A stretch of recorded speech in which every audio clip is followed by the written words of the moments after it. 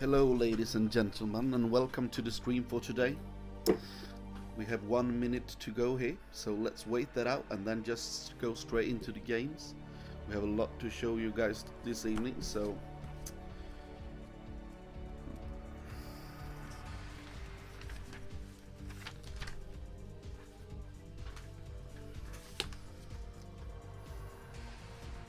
one minute left until the game starts. Sorry about that. That's what I wanted. Okay, so thank you here for tuning in for today. Let's see if I can fix the lights. Yes, there we go. Oh, I'm a bit invisible here, I can see. That's because of the light on the roof. So let's fix that as well. If I can find the light.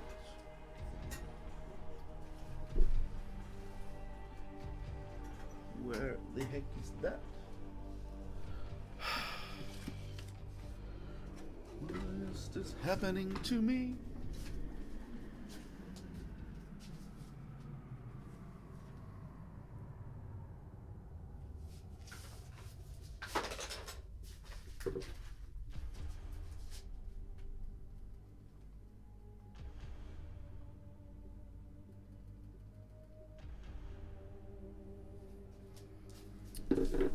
And welcome, ladies and gentlemen, for today's stream.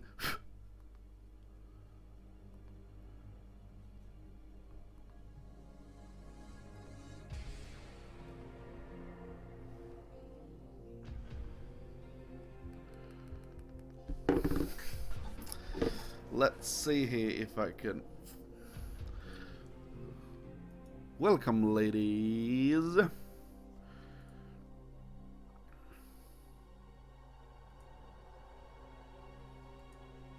Masquerade today. Masquerade today.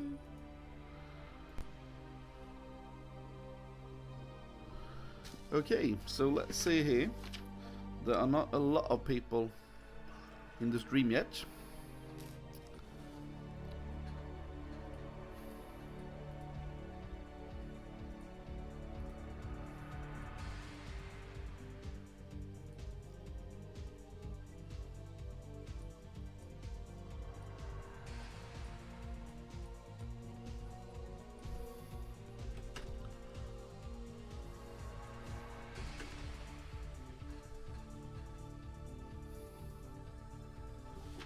Ah, this looks like shit, right?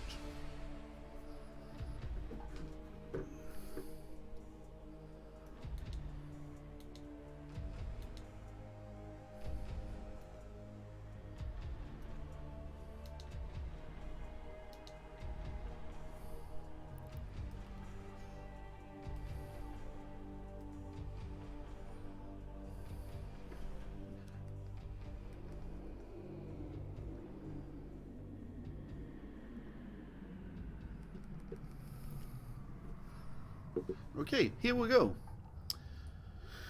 Welcome. If you are here, please say hi in chat.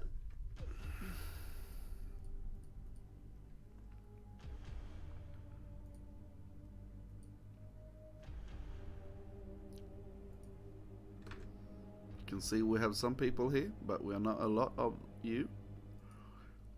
Maybe there is a lot different things happening right now. Oh, not that much. Hi, Mr. Vir and everything. Okay, let's go. What we have right now is that we were looking last week. We were looking at the games, and from Group A we have Dandy and DM Tech. They got through to the next round. Then we had in Group B, DeWalt and DM Dreamer got through to the next round. Then we have Agistol and DM Whip got through to the next round for Group C. And then from Group D, we have Athernum Rev and Izu got through to the next round. And now we just have watched the first game between we saw the first game between, let's see who it was. I'm just going to take everything up here. I think it was group, sorry, it was not that group, it was Group G. We saw the first game, G and Max versus Body. And now we're going to the next game. So this is the game 2 between D and Max and Body. So D and Max is in the lead for the first game. So let's get into our next game. So this is game 2 between D and Max and Body. So in the top left position we have the player Body, and in the bottom middle we have, in the color yellow greenish, we have D and Max.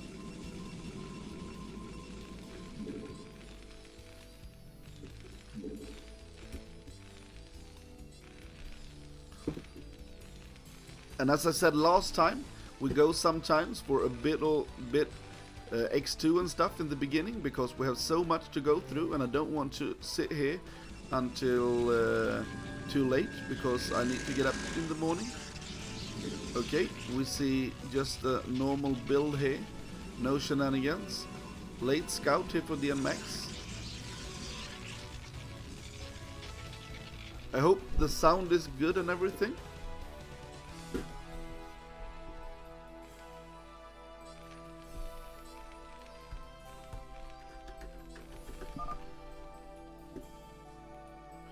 We have the first scout coming here. We actually have the scout coming from DNMax as well. And DNMax will scout. This is a free player map. So DNMax will scout him right away here. If you kill this base, you can get right into in the back here and try to harass. So that's a nice feature on this map. We see an almost hider RF Sikul and high Spain. Okay, so if you kill this, you will have you can get into the back here, because there's an opening. You have a mineral base only here, and here you have the normal natural, and then you have a fourth base here, so you can get an extra mineral only for free here in this type of map. There are no ramps in the map, so you have a quite big entrance to your main here. So this is a good map for the pressure.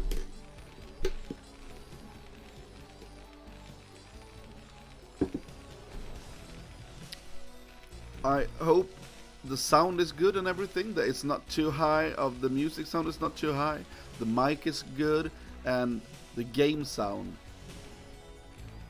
If you want me to change anything, please tell me so I can hear. And today I'm running this cast alone, as you can see. So I would be very happy if you spoke to me in chat a lot, because it's so much easier to cast when you have someone to dialogue with. So yeah, but you do as you please, of course. No pressure. Right now we don't have any VOD in, I believe, for so we can't do predictions and stuff right now, but I hope it will come in later. Oh, look at this.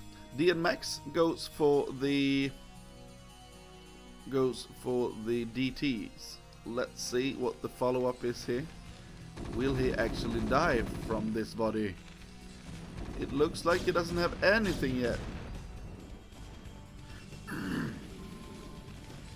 Okay, here we see an academy. This is very fast. Very, very fast cheese tech here from DNMax. He doesn't have the range, and I think that when he scouts this, he will recognize that something is wrong, because he saw that he could shoot the bunker without the range. So let's see what's going on here. Still no range, and he can feel that because he can't harass the bunker. So I think he understands that something is up here. This is not the way it should be. So yes, we can see him going in for 2 comset stations right away. So maybe he can be able to hold here, buddy.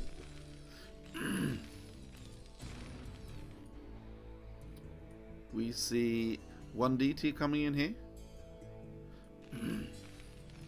Okay, so he's... oh, sorry, is there range for... Yeah, it is range. Sorry about that. Oh! He just saw it move right away, so he killed the first DT.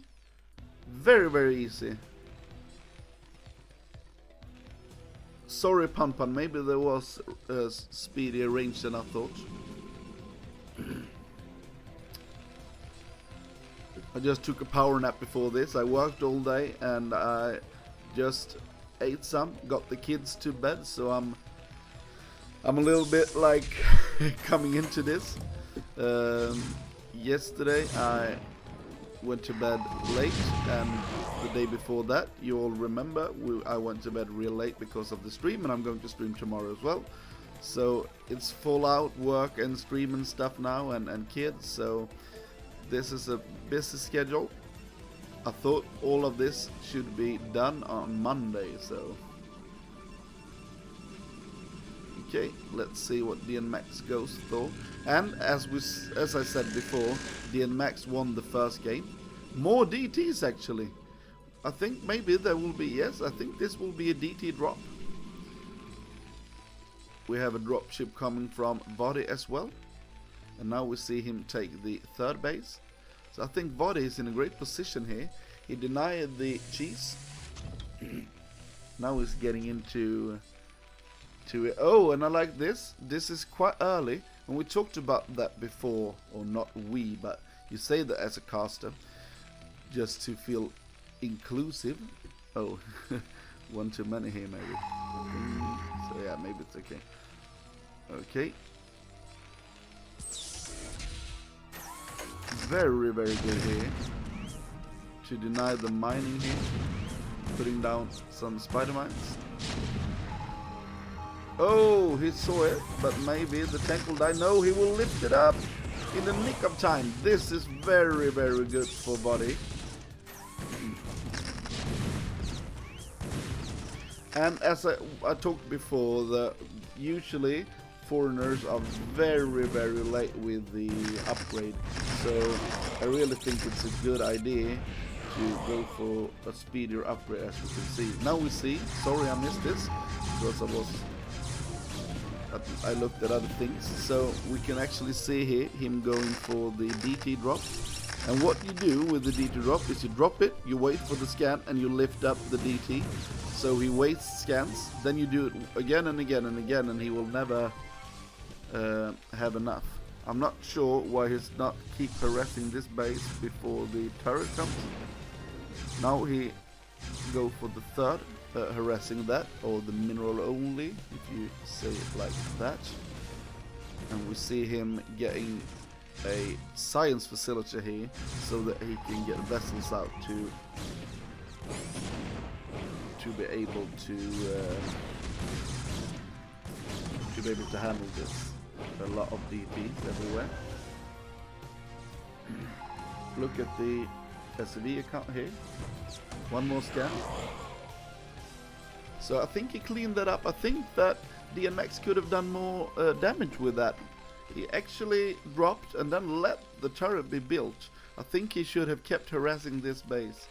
I think that would have been so great for this player.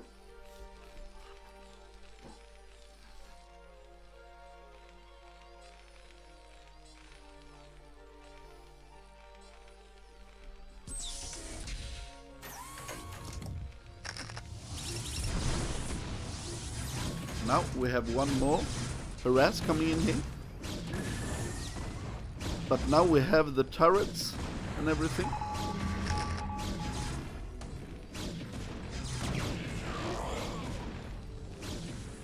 Okay, more DTs are drops. So he dropped more DTs. Okay, let's see if he will just keep it here. And when he transfer the SCVs, he should kill that. The problem with the DT drops that are different from the DT drops against like a Zerg. If you drop a Zerg, you can attack the units and you kill the drones like that with one stroke. And that means you won't get a report that you are under attack. But because these beasts have 60 health. Oh shit, you just dropped more shit in here. Just wait, I will talk about it later. Now we have the science vessel anyway. Losing a lot of goons here for all the drops. Oh no, he's going in with a vessel here, but this looks very, very good for our Terran player. Okay, he cleans that out, and you see he's up to 57 workers. He also have +1, +2 is on its way. We don't see any upgrade for the carapace though. Okay, we see 2 more drops. 3 DTs coming in. Shit, this is non-stop attacking and harassing.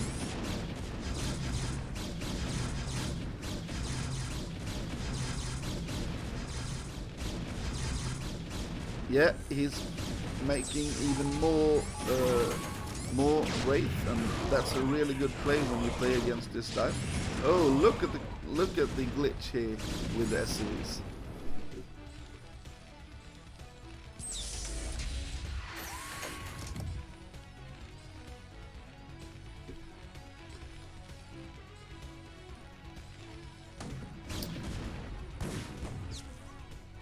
It's a non-stop harassment. Oh, he's trying to take the vessels, the Wraith out. He have 1 Wraith. I think he should go up to like 4, because we see that this is a style where he just wants to drop and drop and drop and drop. But now actually we see him up almost 20 supply ahead here, so that's very good. Let's see here. Oh, we see even more drops. I'm just taking a range check. We have base here, base here, base here, and base here. So we have a 4 Nexus Protoss, but don't forget we have a 3 CC Terran with +1 already, and he will get up to the critical +2. I would like him to soon put down the next armory, so he can start working on the upgrades. Okay, he scans here, really good scan, and here he can just drop the back here and be very, very annoying. Oh, and he kills all the probes. I think this is going quite bad for our player, our Protoss player this game actually. Okay, more drops coming in here.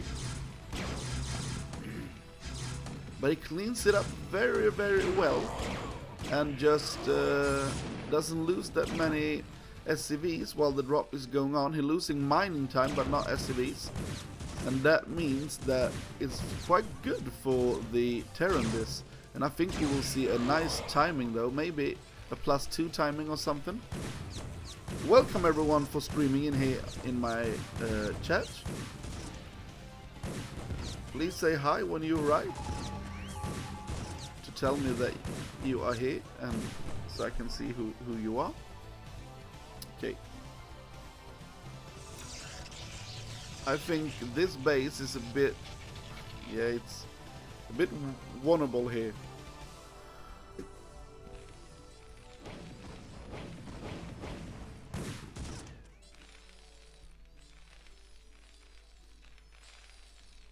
Here we see 2 Wraith. That's very, very good when you play against this style. I haven't seen this style a lot when you just non-stop drop harass as the Protoss player. So let's see here.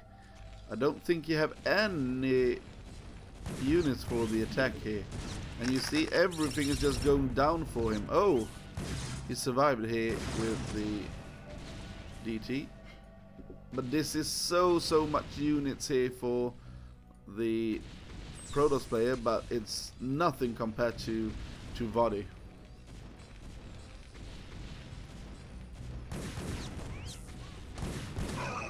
Okay, he doesn't even siege here, but Look at the amount of storms that are coming out of D and Max. And remember, 60 of the supply for the Terran is in workers.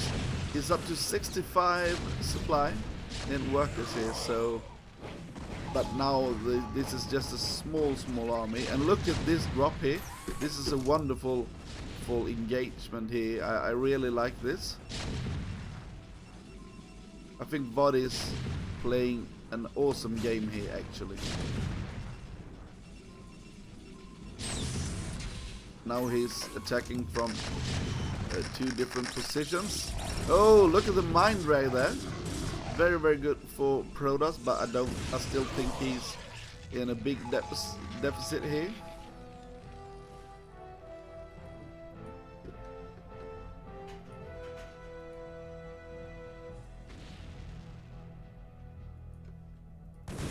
Okay, he's taking this out, and that means no more Templars for the Storm. And I think Storms is the only thing that can really change this game for Protoss. I still think he's very, very dead though.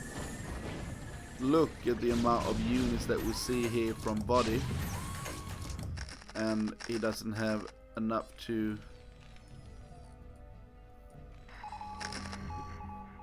do anything against it, I believe. You see the upgrade here is +1 carapace, but this is +2, and that's really, really important, the +2 for the tanks.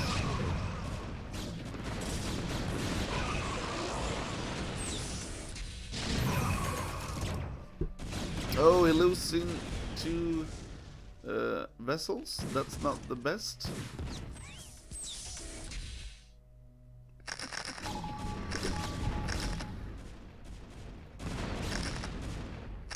Taking it a bit slow here, buddy.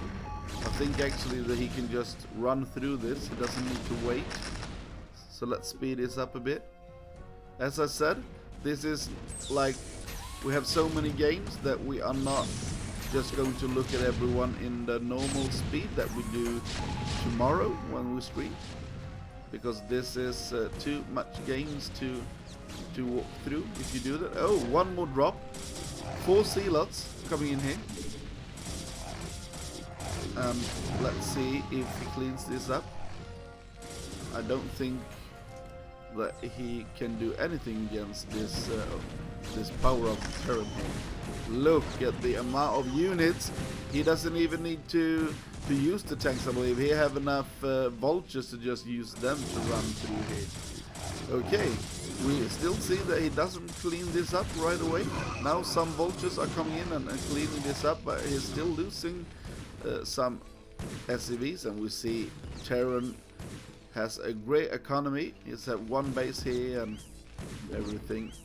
So he's up to 4 base economy, and almost maxed out. So yeah, this is a very, very good play for him.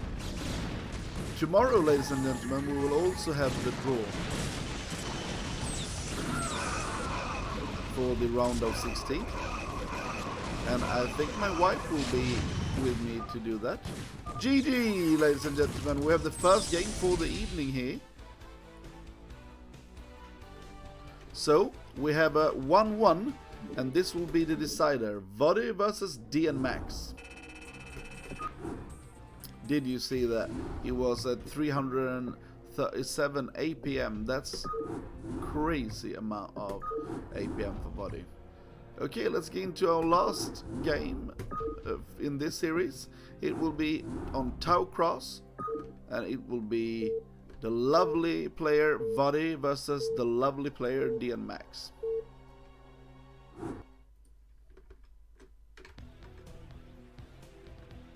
And this map, this time, will be one of my favorite maps actually. And that map is Tau Cross. So let's introduce our players. We have in the bottom right corner, we have IRK Vody, and in the top left corner we have DN Max EF.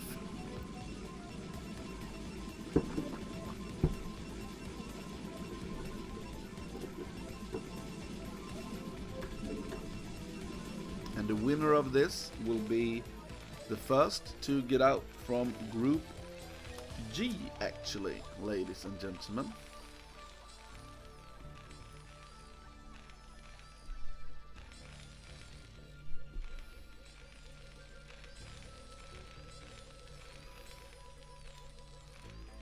Okay, so he will wall in here. No scouting for the Protoss yet.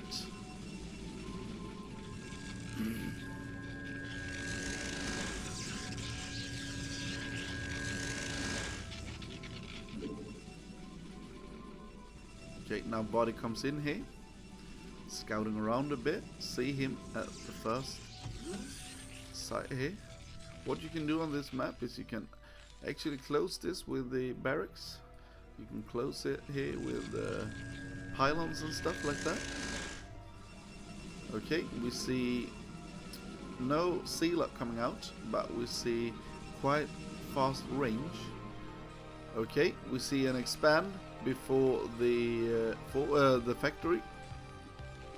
So it's an economic build here for body, if he can hold on with the pressure.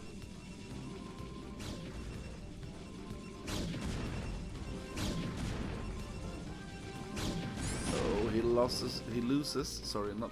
loses the SCV, and here we will have a cheese again, maybe. Yes, I think this will be reverse. That's just a guess, but I think it will be reverse. Very, very fast academy again. Maybe he is afraid of some shit going on here. Let's see what this is. Yeah, it's a robotic facility. So I think this will be reverse though.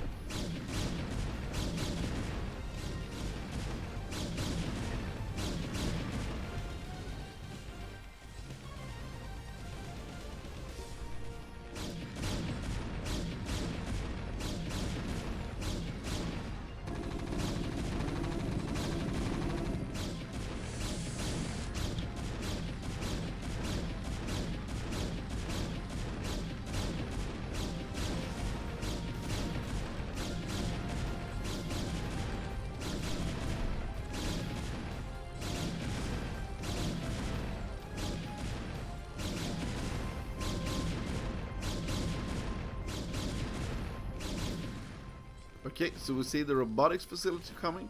So this will be a very, very speedy drop here. Very, very speedy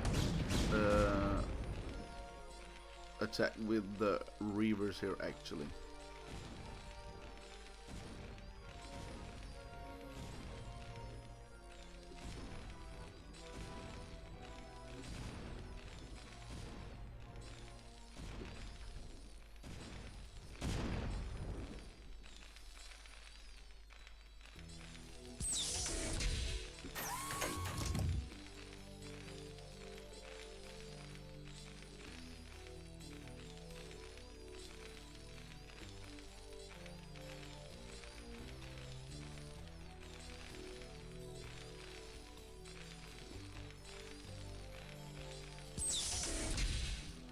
Okay, let's see here.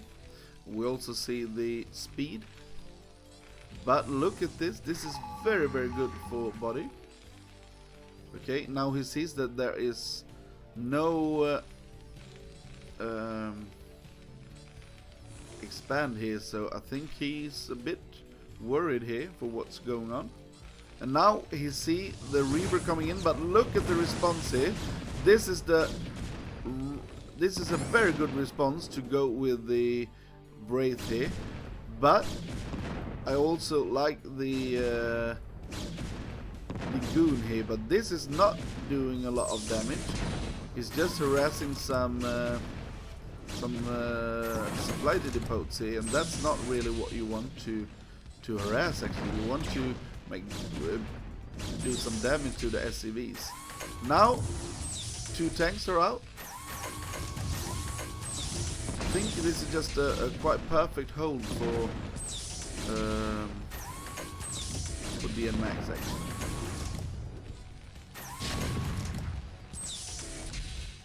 No, sorry, for body, not DN Max. Oh, look at this. Oh, but one more goon here. He really needs the goon to be able to do something against this. But look at this. This is going for bad to worse for DNMax actually. Now, he kills the... Oh, he didn't kill it, but he can really do a lot of damage here because he can attack above the wall here. Okay, let's see. Only a Dragoon here. Where's the Reavers though? I wonder were the Reavers dead then? Oh shit, he dropped the Reavers down here. Sorry I missed it, you guys. There was a second shuttle. So now we see him actually going into the big harass here. And this is going great for DMX. He's poking down the front here with a lot of units. Let's see, we have one tank going down. We have two more tanks coming in here. And we see a great Reaver drop here, just attacking all the SCVs, 10 kills. I think this is it, you guys.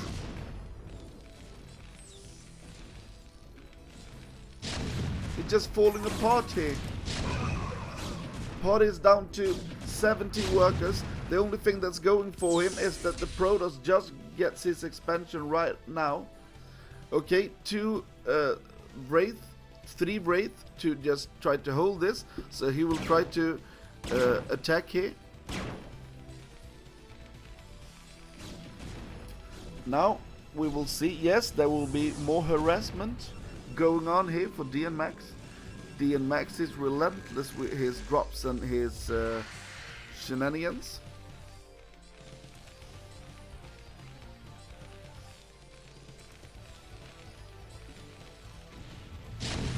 You're right there, Ruski. Oh, look at that. He just killed one tank right away. Oh! Let's see if he can... yeah, double expansion for...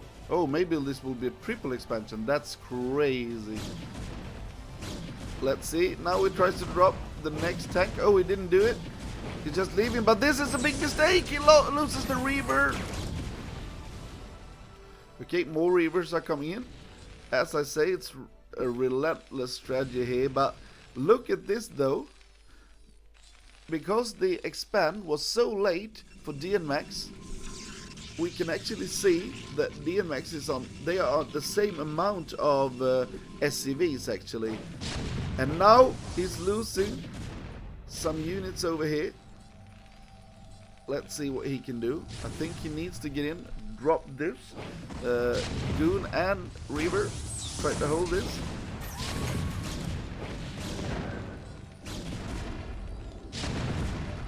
Very, very good here for DNMax. Where is that shuttle? He needs the shuttle here. Did the shuttle die? Where did it go? Or is he somewhere else with the shuttle? Sorry about me just looking around here a bit. Okay. Actually, I think Vadi is not in the worst of positions here. But what I would like now is not for DNMax to go for this mass gateway style. Why not just go into a bit of carriers here?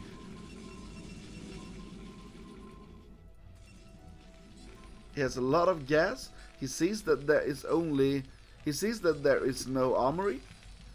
Because he didn't try to hold this with Goliath. So he knows that there are not a lot of Goliath. He knows there's... Oh, there is an armory, sorry, but it's quite late though. So we know it's not a big upgrade advantage. So here, I think one great thing is just add 2 Stargates.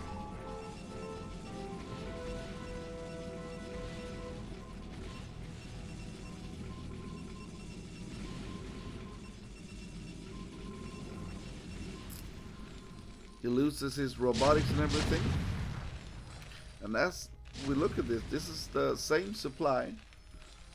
But the difference is that we see DNMax actually on 4 Nexus. So he can just get so many units out here. and his economy is about to boom here. So what we need to see from DN is relentless amount of probes, so he gets up to that like 70, the crucial 70 probes. But right now we see that Vod is having none of it. He says, okay, how much did that shit cost you, all that you did?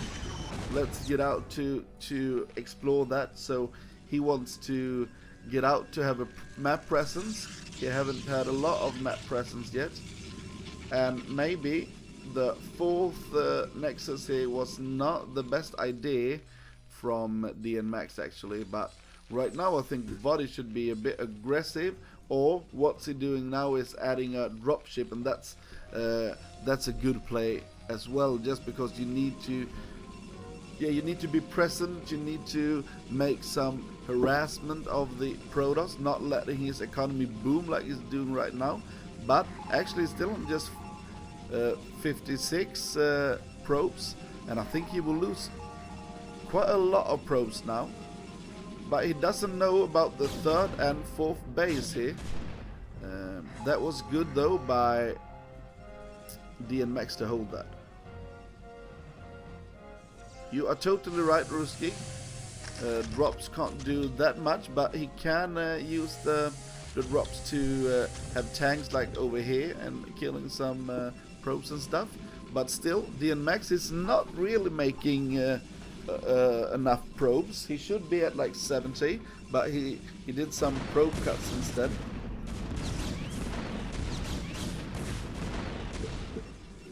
Let's see if we have upgrades coming in here. Yes, we have double upgrades. 57 probes. Okay, I think we need to see a bigger explosion of gates, or as my suggestion was that he goes in for the carrier tech. Now we see one Stargate. Is that for carriers or is that for Arbiters? I think it's for Arbiter.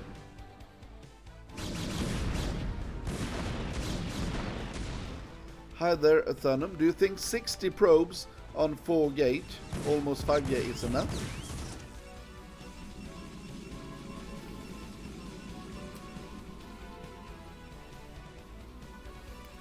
And I can just tell you, Athunum, thanks for the games that we saw in Group D yesterday. Very, very nice games you play there. So, GG for that. That was a nice win for you versus Izu. I think Izu played great games and he was quite close to damage you, but you pulled ahead. After that first loss, you did actually very, very well. Okay. I heard some Koreans talk about this, and they talked about that the new meta is going for more probes, actually going up to that top 72 probes. But yeah, I'm no Protoss player, so let's take your word for it. But there's a talk about the new thing that they go up to like a lot of it and try to bank and stuff, but you might be right. On this map you have the high ground outside the natural here, so you can actually put tanks over here, and that's the same that you can put tanks over here.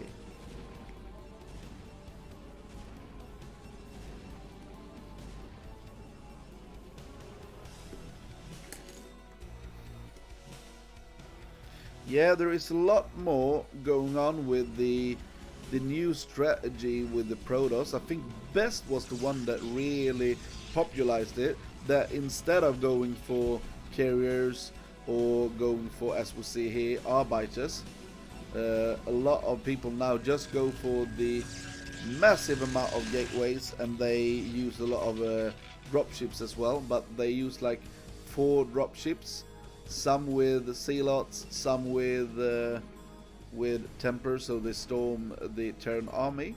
If you haven't watched the qualifiers from the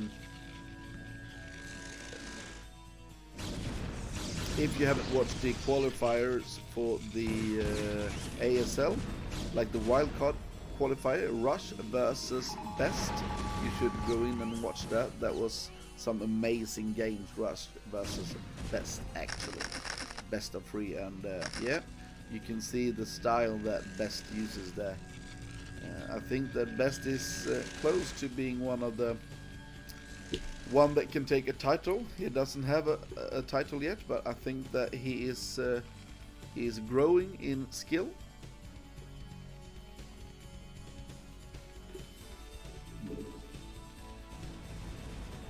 Okay, we see 2-1 here.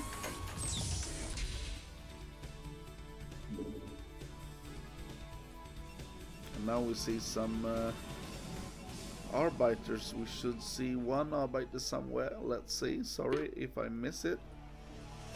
Oh, maybe he doesn't have an Arbiter out. I thought he just started the first one. That's strange. I thought we actually should see one. Let's see here what we can see. Oh, he's losing the dropship and the second one. That's a horrible thing to lose 2 dropships like that. That was not good for DNMax. He's losing a lot of units there. And he just lost 2 dropships with getting 1 Zilla out. And now, oh, he's losing 1 goon, so that was okay, but that was not the best here. And Vody is actually doing a great job here. Yeah, Vody is coming back into the game. Okay, the 4th base from Vody is being denied here, and that's very good for DNMax. DNMax needs to hold this push a bit here. Time is talking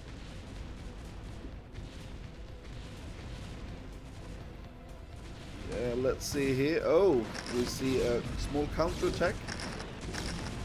Now we have attacks at a lot of places, and here I think that the APM of Vody is really making it for him here. He's at 400 APM, so he can micro both here and macro at the same time.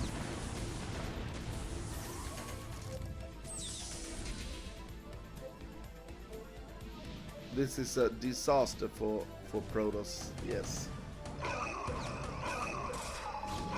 Yeah, he needs a bit more vultures, and we have seen that before in his games actually. And now he's losing a lot of tanks here. This was not a great play.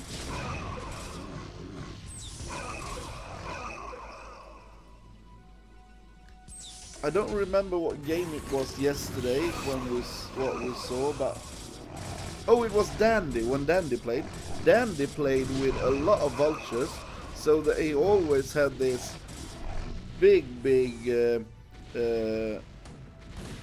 wall of vultures coming in when he did the attacks. Look at this, very good attack. But this looks a bit like the first game between these people that we saw on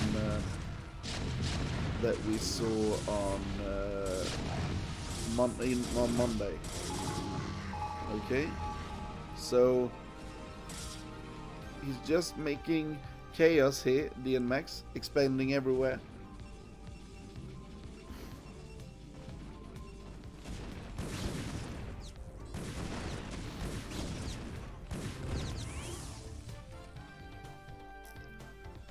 This is the thing that we have seen before with DNMax. He's relentless in his style of play, and he likes chaos. That's the thing.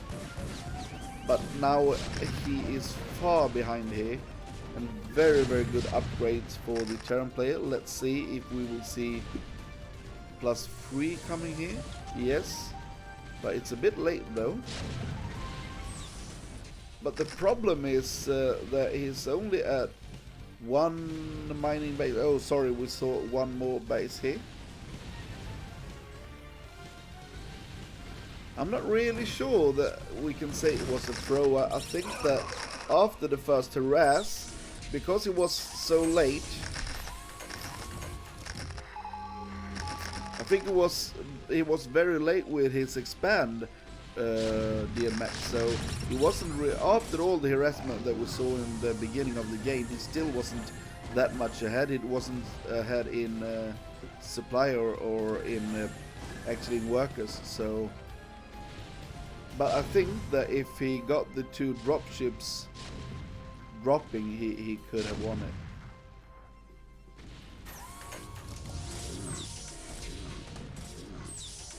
But now DNMax is in a huge amount of problem here.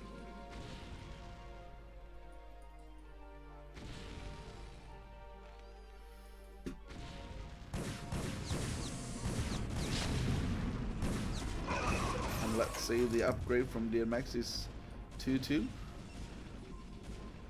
Yeah, well done, buddy.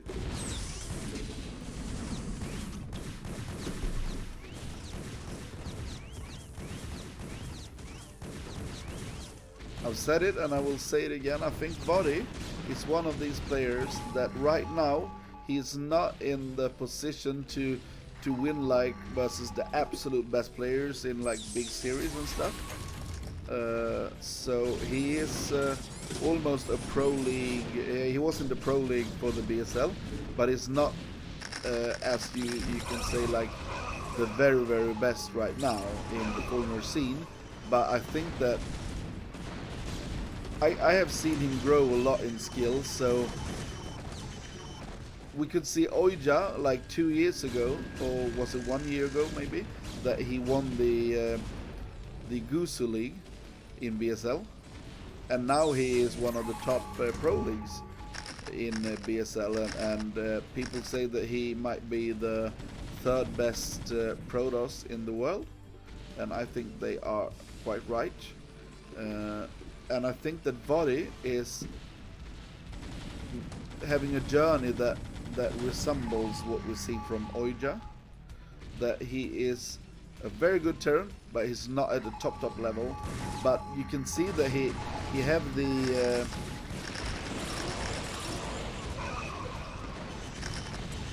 yeah, that's exactly right, Thurman. That he's vulture controller and everything, he lacks a bit of that, so he will be able to be a really good player. And look at this now, Body was in a huge lead, and then he just threw a lot of units away because the lack of vultures. And I've seen some games in the best of best tour when Body played that he's had a bit of a problem versus Muta because he made too few turrets and stuff like that. So I think that he can actually become one of the best players. Give it a bit of time and a bit of like grinding, and he can actually be really good. Thank you a lot for the follow, iFoxy. I really appreciate it.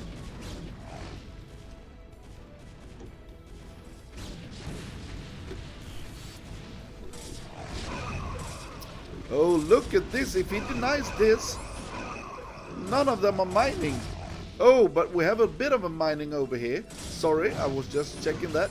If he kills this base, maybe DNMax will win this game, actually. If we look at the supply here, there are the same supply, but 40 of it is in workers for Body. So, actually, DNMax is in a huge lead here with the supply. Oh, Body, what did you do here? Seriously. And there are no mining.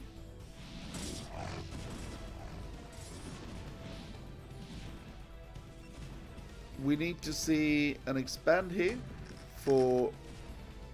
I think we need to see a base taken here.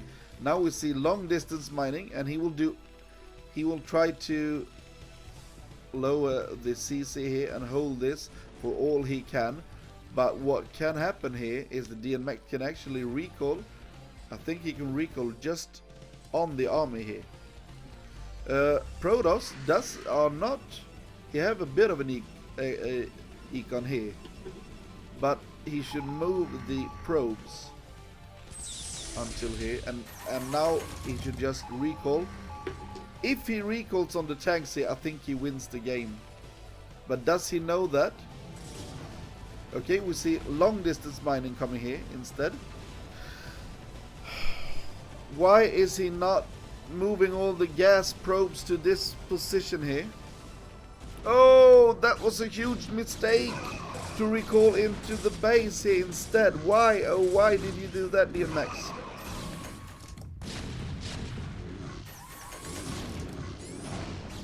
Yeah, the natural is still running, but this was a huge mistake, I must say, to recall into this base instead of trying to deny the mining here, but of course he doesn't know that. And look at this now. Oh, what? This is a lot of units streaming in, but we don't have a no, we doesn't have a observer with it, but he will clean this tank line up. He need to micro this, and we still see an attack going on in the main. This is a very, very important base for Body. Let's see if he can deny this tank. No! And he goes right into a mine that was horrible for him. And now maybe Body did it. Maybe Body did it there. There's a long distance mining going on, but still here we have like 1,000 minerals going on over here. Okay, a small drop, I like that, but it's a bit too late. I think DMX actually could have taken the game here. And now Body is having one mineral only, one more mineral only.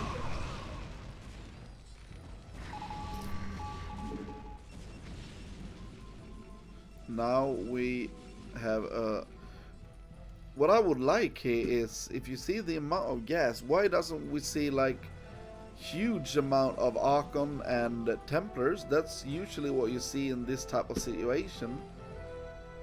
Storm drops would be so great here. Oh, let's see. Oh, he's just attacking with it. Yeah, that was a great EMP happening. And now we see almost double the supply. I think Body did it. He's denying all the probes here. And now he's just mining his natural again. Okay, he's trying to deny this. Expand. Oh, losing everything here. Some storm drops, but the storm drops needs to be over here. Okay, let's see here. This is over. I'm not sure what's he trying to do here now. Now we see the double the supply here for Body.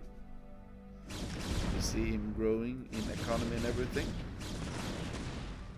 Very, very close game though, and I think that it was a lot closer than it looks right now. And I think that DMX actually, if he, when I saw him over here, when this was the only mining base from Body, he could actually just have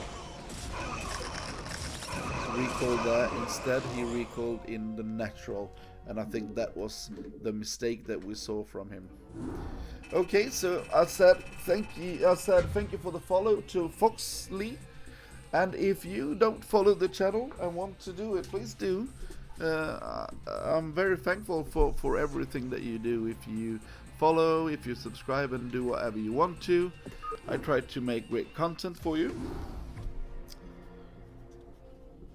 Now I type up Body here in that group, and now we have group. Let's go for group G and the losers game.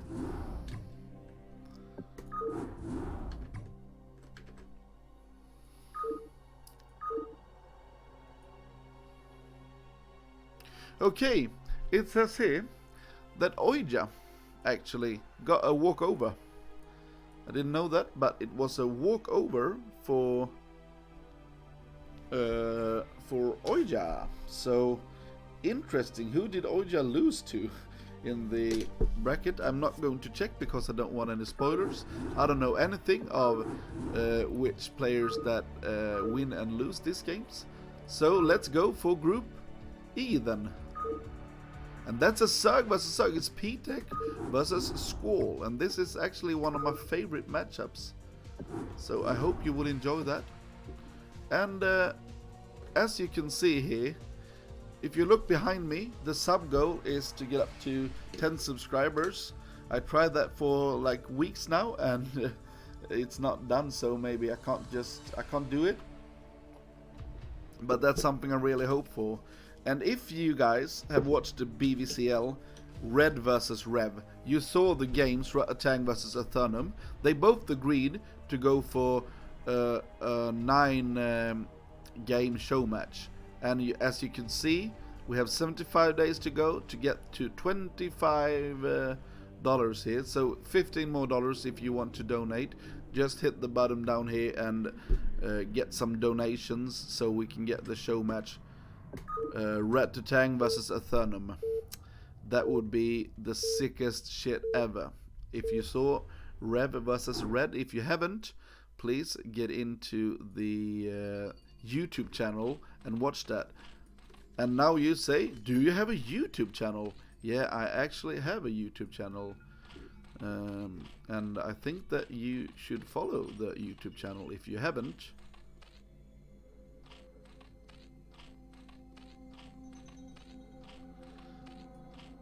I will not comment on that, what Ruskig is saying, but instead of commenting Ruskig's terrible things, you should instead just go to this YouTube channel, and you should go to that Discord channel. So please do that. I will be very happy if you subscribe for the YouTube and Discord channel. Okay, I will change this from red, because this is crazy colors to cost. So let's go for this. So we have PTAC up in the bottom left corner, and in the in the top left corner we have PTAC, and in the bottom left corner we have Squall actually. And he typed me on Discord, Squall, telling me some nice things that I should, when I promote the stream, I should say a bit of the players that we will see on the day, so we can have more people tuning in. We see that none of these players go for the 9 pool, but we see a 12 pool from PTAC, and we see actually a 12 hatch from Squall. So that's so good for Squall actually to go for the hatchery here. This map is Eye of a Storm, so the pattern for the overlords, if you want to go to the net roll, is right above here. Usually it's like a circle, but it's not like that here. It's not a circle, but a square. You used to go either that direction or that direction, like clockwise or counterclockwise. But in some maps, like this one, you go straight ahead, and it's the same if you look at, say, a map like Circuit Breakers. Okay, so we see an expand here, but this is still good economy for Squall. And what's real, but this is interesting. When PTEX sees that it's a 12 hatch, instead of going for Zerglings, he go for an economic situation where he takes he goes for extra drones. That can be a bit risky, because if we see that Squall goes for a lot of links instead, but he doesn't. This is interesting. This is a lot of mind games here. So we see them both, because they have scouted one another, they can just count, and we see that both of them go for the economic build instead of going for anything else. So very interesting though. Squall, are you here in and looking at the game? It would be interesting to see if you were.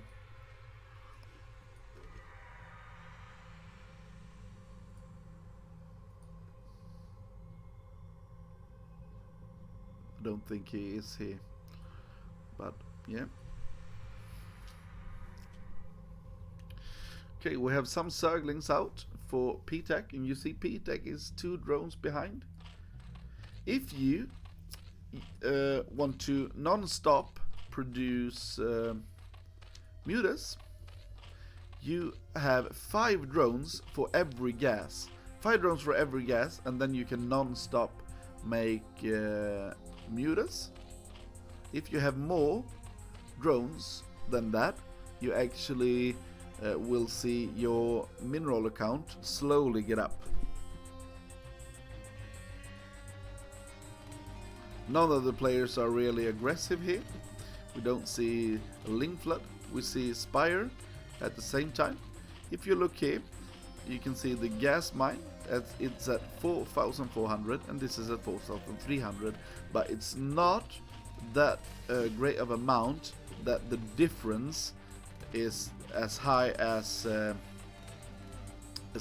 like 200.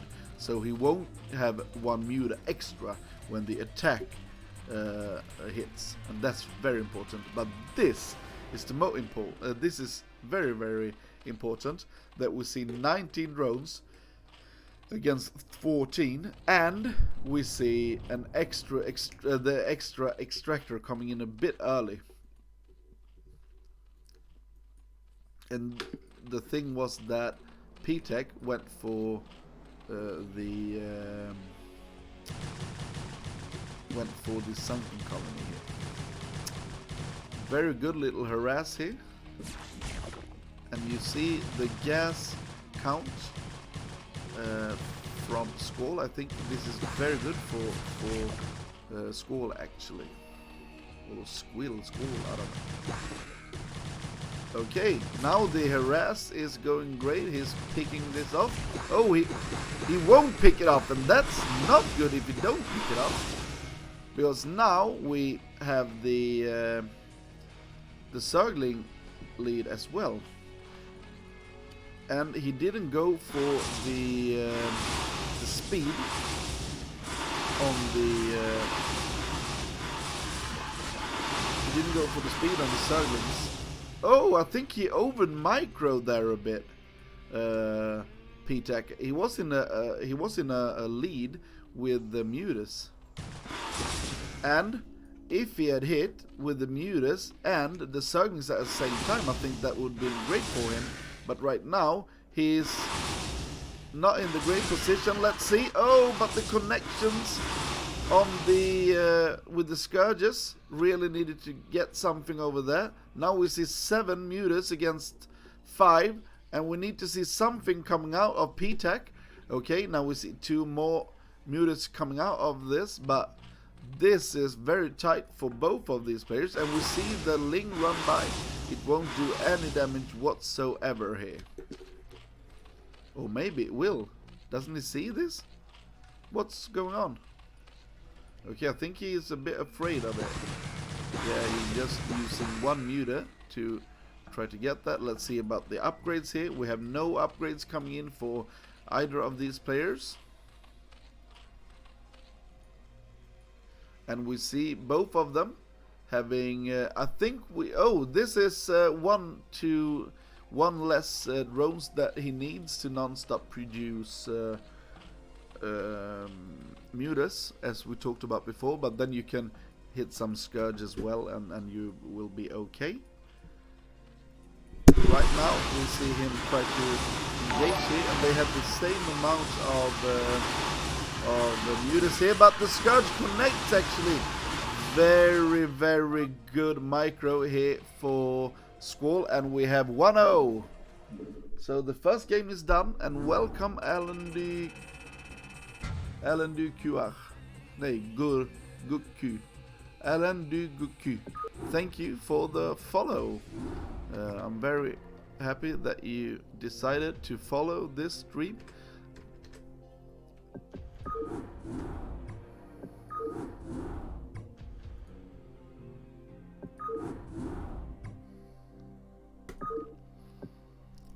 And the next game, interestingly enough, is on Blue Stream. That's the rush distance on Blue Stream is extremely short. So this is a good map for the Zerg versus Zerg, because now they know that they can see one another and everything. So it's a bit of a mind game here, and a bit of a risk play, like we see in CVC a lot, because you should always be afraid in CVC that if you don't go for the economic build, you can be really behind in economics. If you don't go for the economic build, you can be punished by the aggressive build. So it's very, very hard to play Zerg vs Zerg actually, and I love this matchup.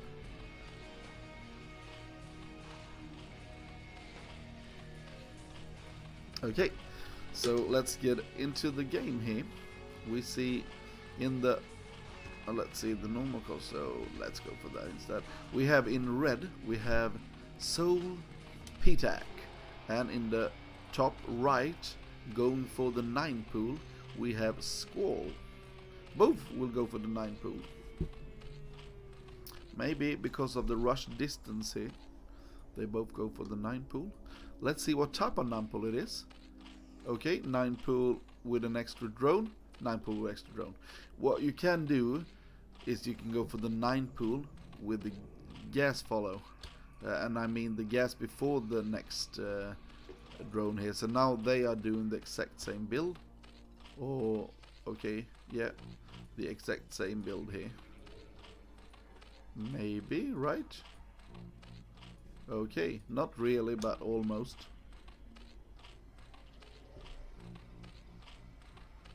Is the distance bigger here than it was on the... Oh, maybe it is because they were right above one another. Thank you for that notice.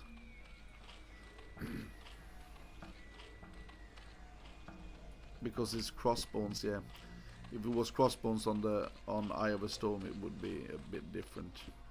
Okay, so we see here he still having the 3 drones on gas actually. Now he takes 1 away, and he takes 1 away as well. 1 going for the quick lair, 1 going for the quick speed. So maybe we will see more of a defensive posture for PTAC. Actually, what I have seen this map, I saw one game when Eon Zerg did this. He started with his Zerglings over here, waiting for the attack to hit, and then he took a little engage there, then he took a little engage here, and then he took a little engage here. But what's happening right now is that we have a run by from Squall actually, and he noticed it, but the problem is that he doesn't have speed. So let's see how much damage this will be. And we see also a bit greed from PTAC, and PTAC is in a shitload of trouble here, and I think this will end the game already.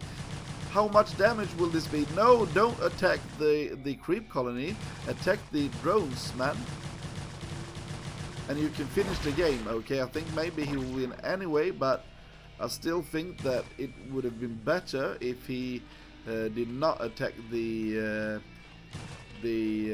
sunken colony. But now more units will stream in, and I think we need to see a sunken coming up straight away. He's not even mining with all this. PTAC is in a horrible position here, and let's see, the lair is not done for Mr.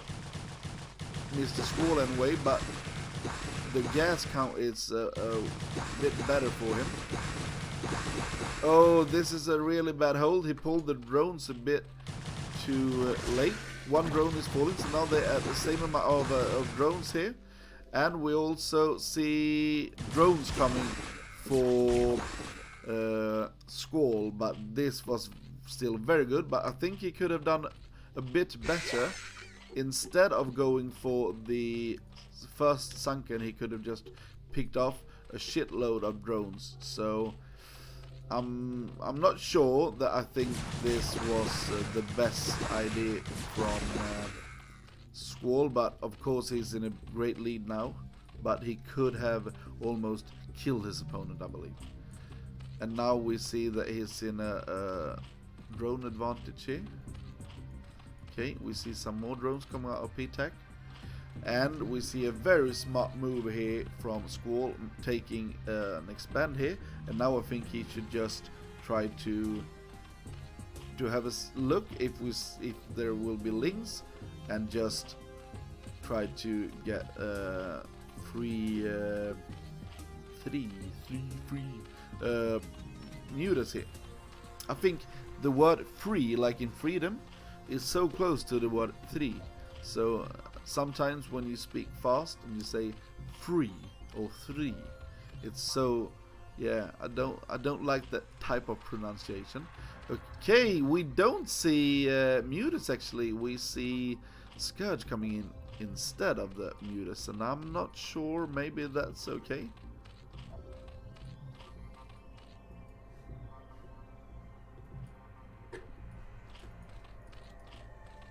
Yeah, he cancelled the link speed here. So P-Tech, look at this. The thing is that they will, I think the Scourge will be here before the Mutus hit. And that will, oh maybe, this is so close. This is so close. This could be the decider of the game. Yes, he got them out. And now he needs to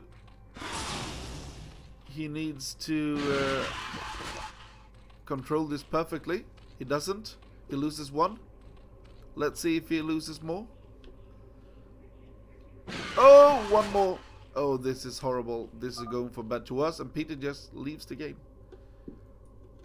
Okay, that was great play by Squall actually. And we have in Group E then, the first player to get out of Group E is the player Squall. Great play, great play. Zerg versus Zerg is so tense to play. Small amount of things can really damage you.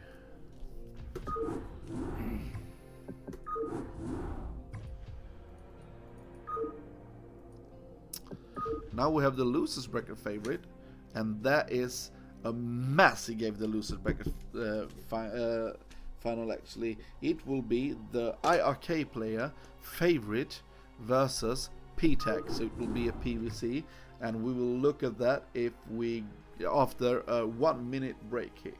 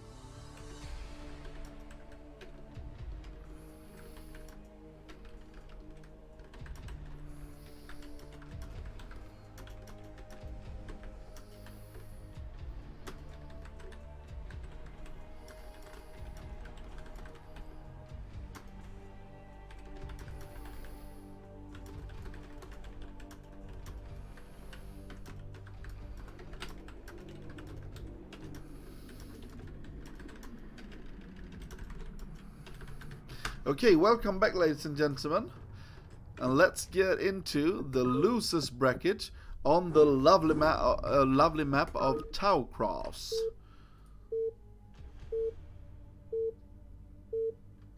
Favorite against P-Tech, and I think they are very evenly matched. So let's see who will get out in the second place of the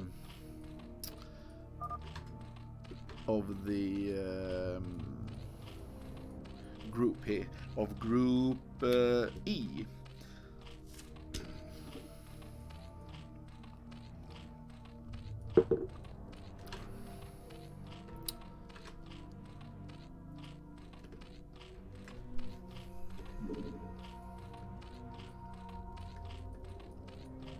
Okay, let's see here if we see anything strange going on.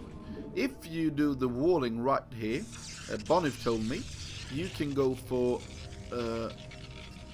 if you put the gateway and the forge in exactly the right position here, you can have a very, very tight wall with just one Zealot covering all of it. So that's very good. I'm not sure the favorite knows that, but if you do it right, you will just have one opening. Okay, we see an overpool here. I think an overpool is still a great choice. We see it not run out of fashion, but we also see the 12 hatch is really running out of fashion, because 12 hatch is so hard to hold because the gateway opening that we see a lot of the Protoss player do. So what we have seen is either you go for the overpool, or you go for the 11 hatch.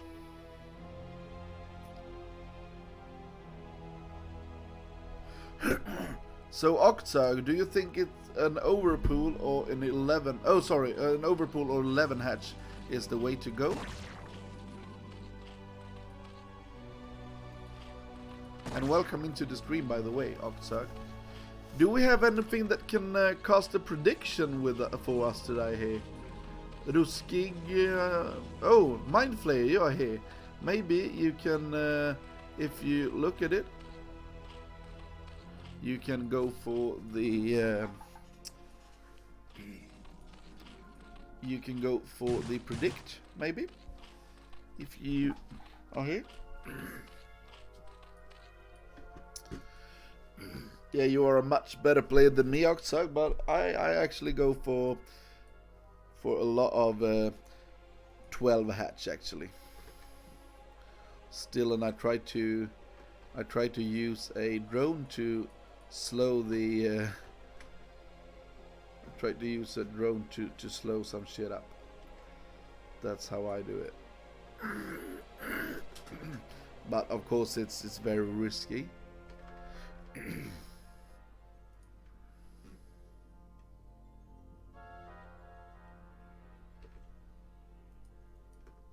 Okay, let's see. I don't really like this.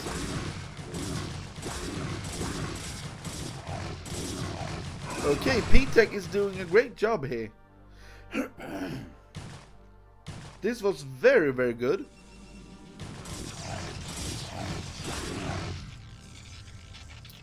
Okay, this is not what Bonif talked about, because here he needs 2 Zealots. Or maybe it's 3 Zealots you need here. Bonif told me that if you put them right, you just need 1 Zealot to cover all of this opening. And here it doesn't look like he's doing it right. Let's see what we have for P-Tech. I think P-Tech hold that real good. We see him a bit supply blocked here. Okay, we will see some... oh no, he's letting it in. Oh, he didn't. He was so close to letting it in. But we see the Hydra push coming out here.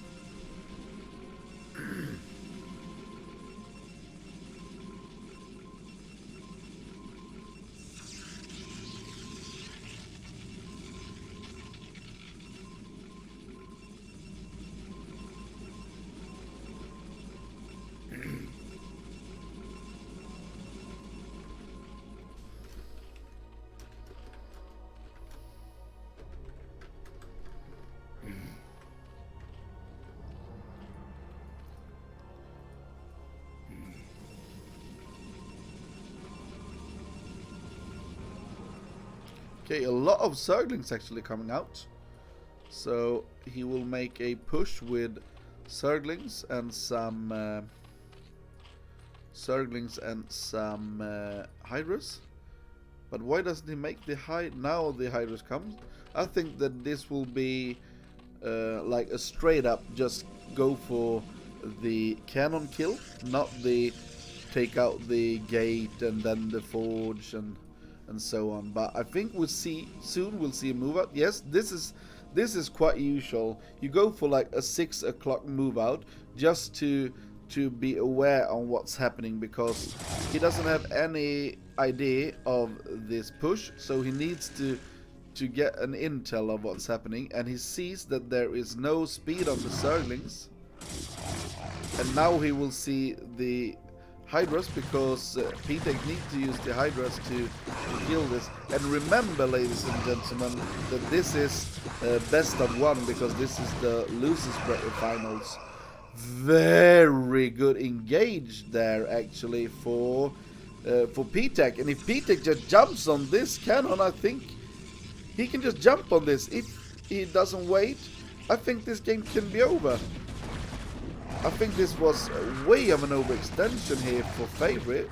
Will he get all this up? Yeah, one extra sealer comes out, and he will hold for now, but a lot of damage though for P, and we see that he already start making some more drones, I believe, but now we see the drones coming in here for the rally point being a missed rally. And now I think my wife is in this room, and she will talk to me a bit. Good night, lady. I love you. Bye. That was my lovely wife, ladies and gentlemen. She said good night, and tomorrow she will start the stream with me at 8 o'clock to watch the to the draw of the round of 16.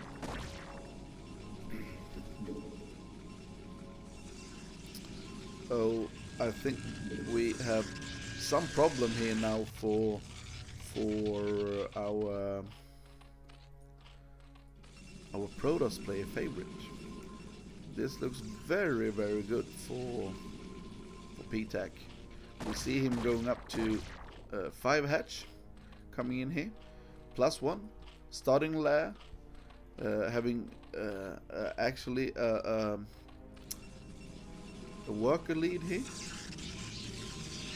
and we see slowly that the Protoss is trying to get something up here. Storm is not done. Everything is going to shit here for Favorite. Actually, we see P-Tech taking a great advantage here.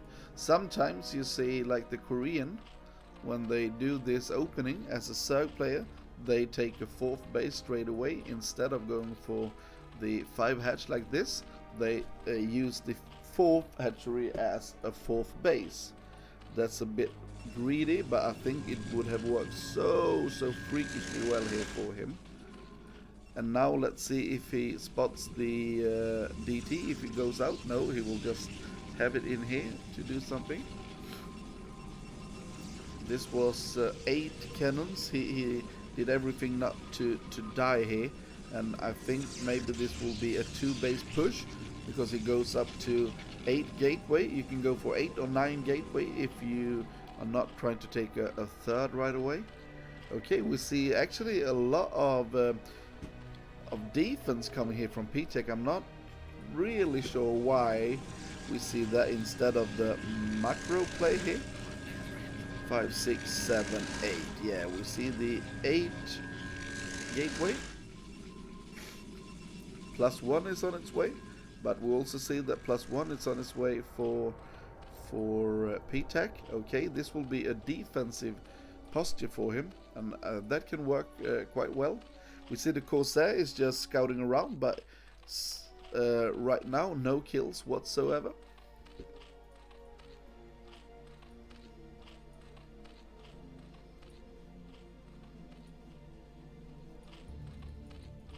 Okay, we see some lurkers as well. I think he can just put the lurkers over here instead of doing the defensive posture. When he puts the lurkers here, he can actually go here, try to hold him in his base.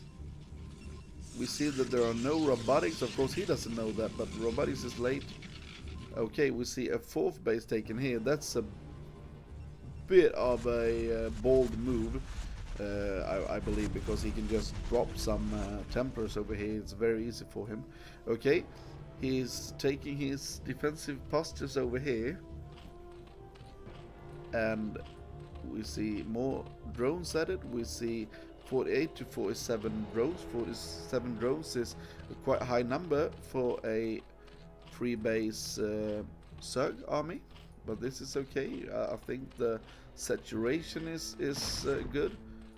Maybe it's a little uneven here, but it's still good. Okay, so one Corsair goes down, and let's see if he can get the other one. I don't think he will, but I still think that Zerg is in the best of positions. Okay, we see one Templar coming out here.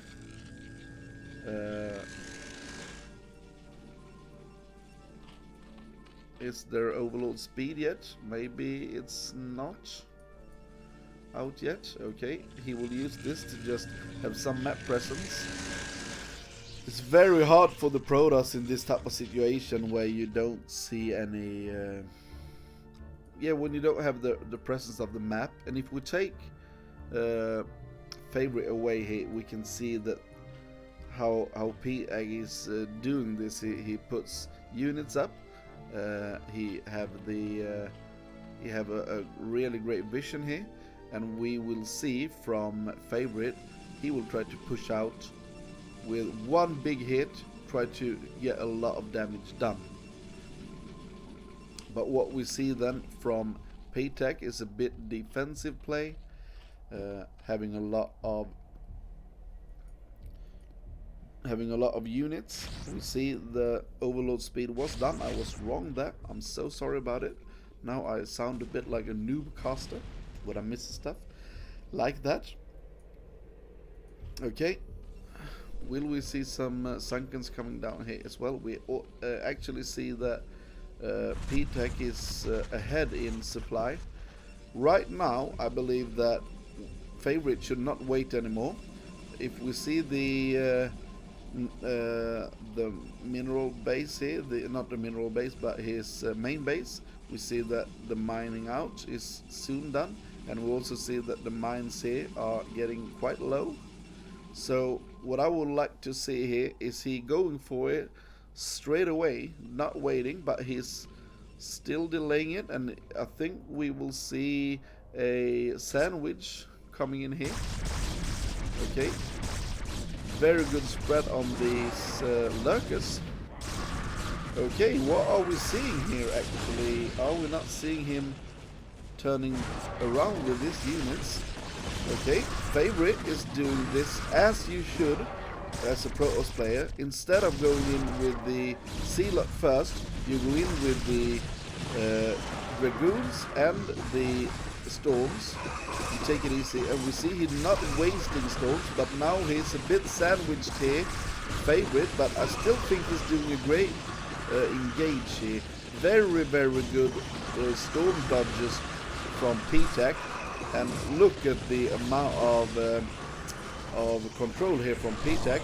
And he was actually down quite heavily in supply, but right now he's just turning it around, putting a lot of units out here, and I think this is going from bad to worse for our player Favorite. This is going to shit for him with the 9-gate play here. And right now I believe that Favorite is quite dead here, even if he's up in supply. We see that he doesn't have a third yet, and it's very, very hard to get a third after you try to do this really heavy style with the two base style of a Protoss. You need to make more damage than he did. He didn't do anything. He didn't hit a single drone there. I'm not sure what PTech is waiting for though. Why doesn't we see a fifth base for him? That's the thing that I wonder. And we also see more Sunkens here. I'm not really sure why he thinks he needs that. Okay, let's see when we have the hive here. Okay, we see an extra hatchery. So 1, 2, 3, 4, 5, 6, 7 hatch. But now oh sorry, there's a doom drop in the Tosses main, and this is so hard for him. And what we see is that he tries to go then for the counter attack, but the counter attack will do nothing because all the defense. So I think it's a GG That's why he did the big defense strategy, because he wanted to make a doom drop play. And I think that P-Tech, after the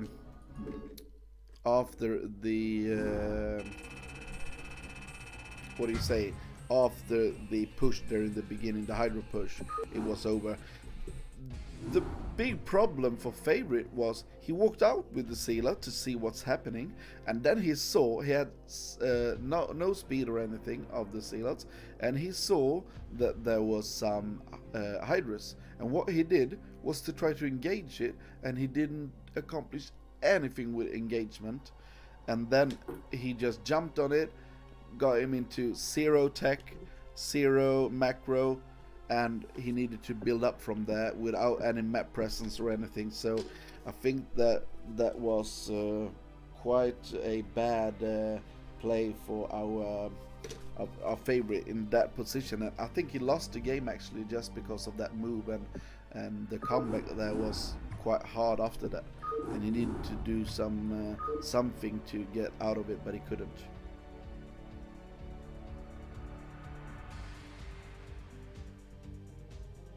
Yeah, you're totally right there, Octog. I totally agree with you. The push out there wasn't the best idea. Okay, so now we have Group F, and now we will have no spoilers, Octog, because now you are going to play against Goosey. So we right now have Octog versus Goosey. So no spoilers whatsoever, and I would be very happy if someone can get the predictions out, and Oxug maybe can't bet channel points, or please don't bet channel points, Oxug.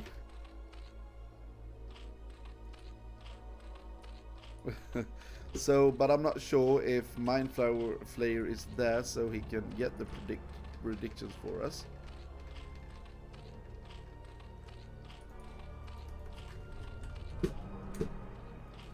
Okay, let's see here. In the bottom right position we have Oxug, and in the bottom left position we have Goosey. This is an quite alright matchup here. We saw Goosey actually getting a bit further ahead in the BSL than Oxug. Oxug lost in the round of 24, but Goosey went out of the round of 16. So, but maybe it was because of the harder group for Oxug, I'm not sure. Let's see what the opening will be for Oxug. Okay, I think it will be... Oh, sorry, you both got out from the round of 24. Now we see the 11 hatch from Oxug. Yes, we do, and we see a scout coming in here as well. So 11 hatch, and he's scouting the right way, and Goosey make a forge. I'm not sure the MMR at these players. They both S-rank players, but I'm not totally sure if who is the highest of these two. I think maybe this is very evenly matched. Okay, now he sees that there's a forge opening here.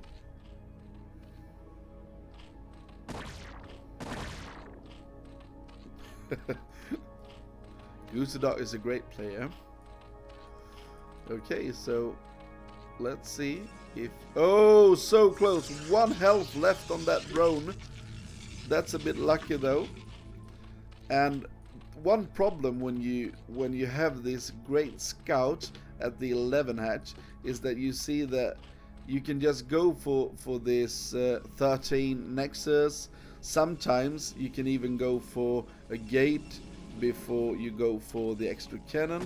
If you stay with the probe and just kike around, usually the Zerg goes to harass the... Shit, I missed this. Usually the Zerg goes for the extra goes for the extra to chase the probe instead of anything else. Now he needs to try to get in here, right? Okay, we see the Zerglings coming in. Oh, this is horrible. What the heck? What the heck? It was just open here. Oh shit. That was really bad. If you go for a strategy like this, you need to know that there's an opening here. I think he could have put it a bit closer so he could use this wall, but if you're going for the cannon rush, you need to know what you're doing. You can't do mistakes like this. That was a shit show going on here. Goosey Dog, what are you doing? You had the possibility to go for Forge, Nexus, Gate, and maybe a Cybernetics core, and you would be in a great position. Now you're even down in workers. Okay, now the Cybernetics core comes, but that's not early at all. I think we can have a Muta harass here if Oxog wants to. He's so much ahead now. It was a late cannon rush. It was a bad cannon rush.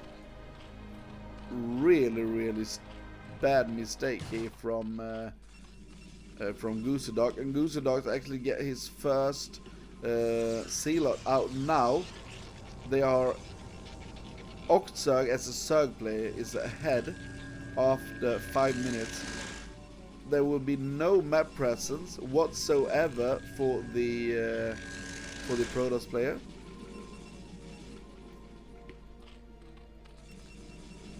I'm not sure this wall is what you want to see either, because it's quite a big gap here. He needs to get 2 Zealots out. Now I think he can hold it with it, yes. But oh, this is not what you want to see as a Protoss player. But I'm not a Protoss player, so but I think Goosey Dog. And look at this. This is going. I now said it maybe too many times on this stream, but this is going from bad to real bad, or bad to worse for Goosey Dog, because now he needs to put 2 cannons that he don't want to build in his. Oh look, he goes for even 1 more cannon. He's so afraid of the mutas, but maybe he. I don't think Oxog will make the mutas now. It looks like, yeah, he will not. Okay, let's see what the strategy. Oh yeah, just the 2 sets of Scourge. Let's see. Oh, it's maybe 1. Oh, it's just 2 Scourge, and he reacts like this is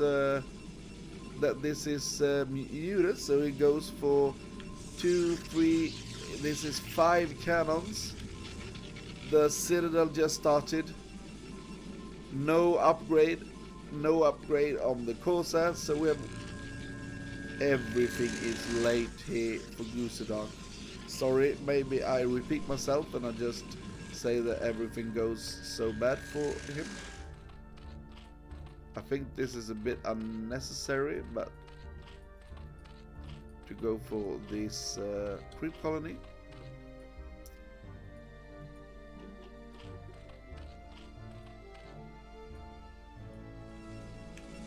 Okay, we see 1 more cannon actually coming up, because he doesn't have the slightest idea what's happening really. Oh, so close, but Scourges or Scourges, they are stupid. They are very stupid units. Okay, let's see if we have a DT coming up soon. Okay, now the Scourge will die. Yes, just running in here and dying.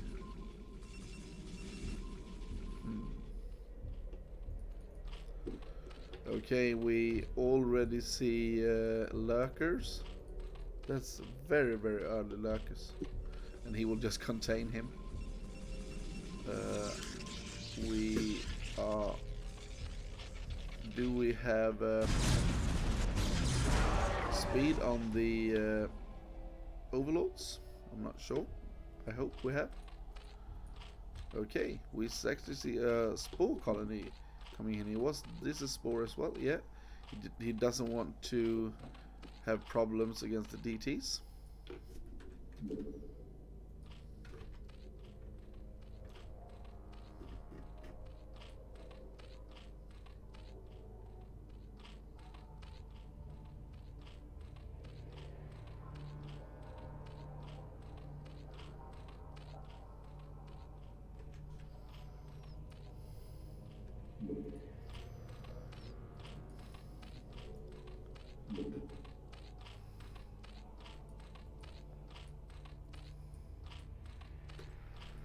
Okay, let's see what we have here.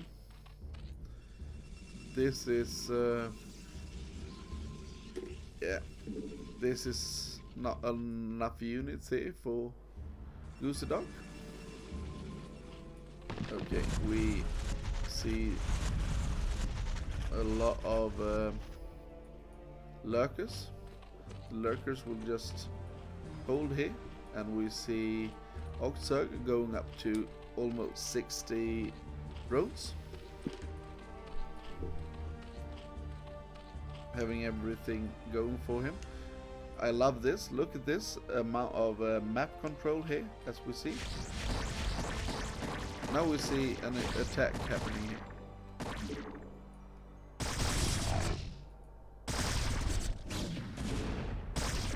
Okay, he's going in here. He have one observer.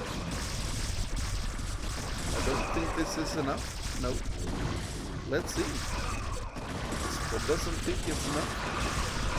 But where is actually all the units for Oxurg? Okay. Now we see units streaming across the map. That's good.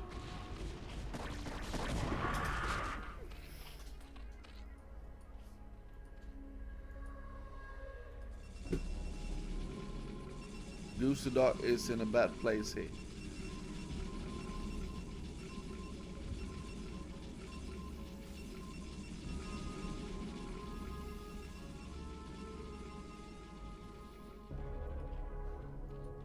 Okay, so the game continues. Let's see what 1, 2, 3, 4, 5, 6, 7, 8, 9 hatcheries. And we see the double upgrade. He's not using both of them right now, but I think he will. Is there even a third? No. Sometimes you see 3 chambers, but this is only 2. That's quite alright.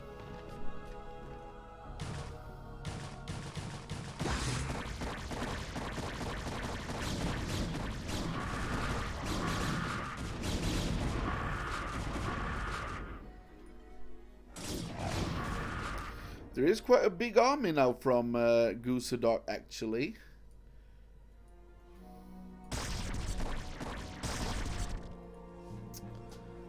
I thought we would see a more aggressive Oxurg, but maybe he thinks that he's in such a great position that he doesn't need to be aggressive, and we also see the hive coming and everything. But let's see here. Yes. We see a lot of hydras popping. We see +1 for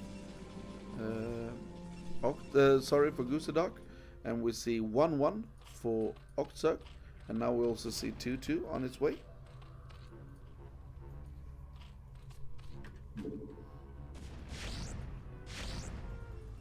A lot of cannons here. 1, 2, 3, 4, 5, 6, 7, 8, 9. 9 cannons coming up here. That's a lot of money. And look at the amount of supply here for Oxurg. Let's see what's happening here now. Oh, look at that storm. 9 kills on it. But there is so much macro here for Oxog that it doesn't matter that he didn't control this right away, but there's a shitload of units, and I think we will have the GG right now. Protoss losing everything here. Dark did what he could to get back in the game, but it doesn't matter when you see this amount of units coming out. And we also see the hive put down. We will soon have 2-2. Not yet,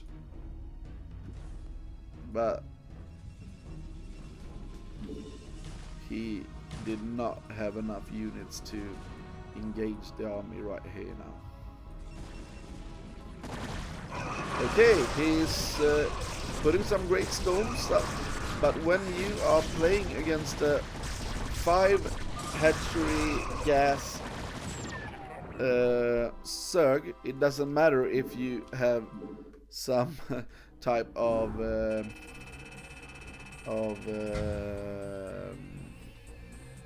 good storms. You need a lot more than that actually. Okay, let's have a 60-second break and let's get into the next game after that.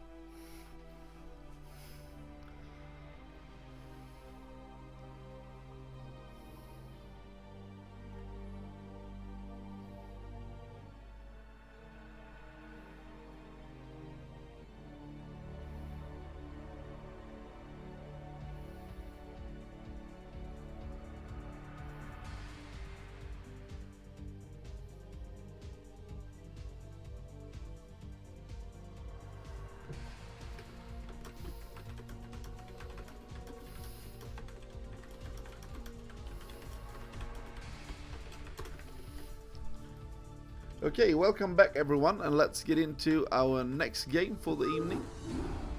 I was just reading up on a conversation that Squall sent me a bit of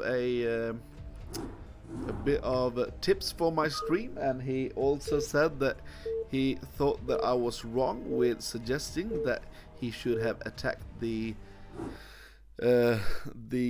drone instead of attacking the sunken instead of attacking the no, I said that he should attack the drones instead of attacking the sunkens, and he actually said that he thought I was wrong, and he explained why to me, and I think he have a great point.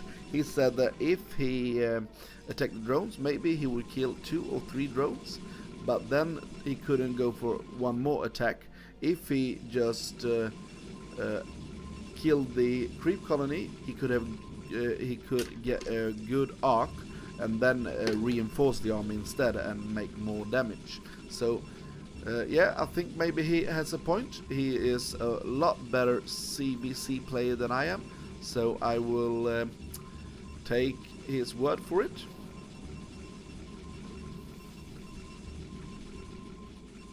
And now let's get into the game we have. Do we have any moderators here in chat that can help us with the prediction? That would be very, very good if we had, but I don't think we have, so let's see. Now we have in the blue, we have Goosoo Dog. In the light blue, I believe this is, or this is maybe just blue. And in the yellow, we have Oxog, and Oxog made the strategy. I think this might be a 5 pool or something. Okay, and he didn't scout it. Let's see. No, still no scouting. Now he will scout it. Oh shit. But he's so late. He's so late. Yes, and we will have 2 more coming in. Yes. Yes. No, it's a bit mistimed. What will happen now? Can't you just wall off here? Maybe you can't. Okay, I think this is... Oh, let's see what he will try to do. Maybe just put a cannon inside his mineral line. I think that's what he should do. Yes, we see straight up a cannon inside the mineral line. What will Oxog do? Will he go for... Okay, we see him try to hold here for a bit. Make his stand over here. Oh, what is he doing? Why doesn't he try to glitch them all over here? Oh, he just left.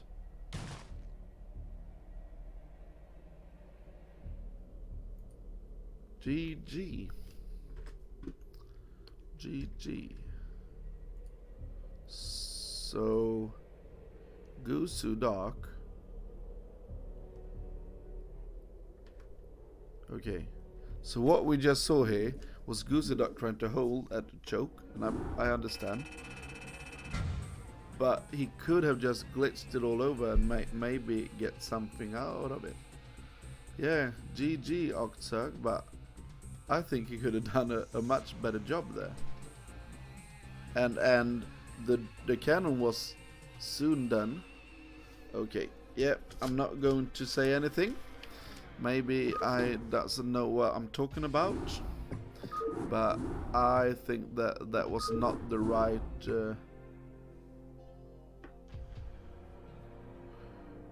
yeah, but that was not over. Okay, so Group F. We have the Group F winner, Octsurg.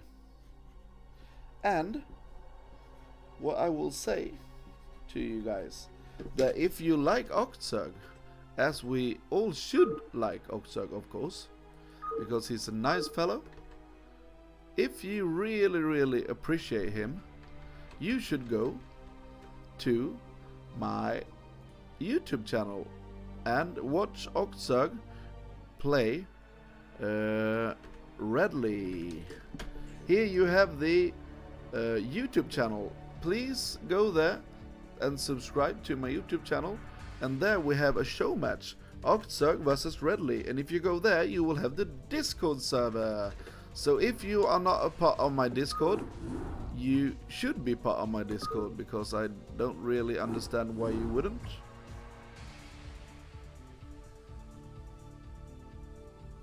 Oh, what happened here? Two people were just trying to do shit in the chat, so they are banned by the moderator. Thank you for that, Wizbot. That's the only thing the Wizbot is good for.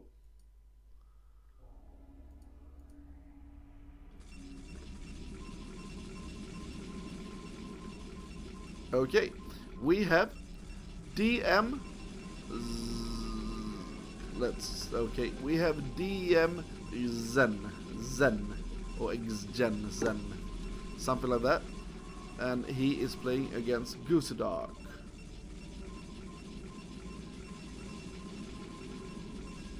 Who spoke about you, Octsurg?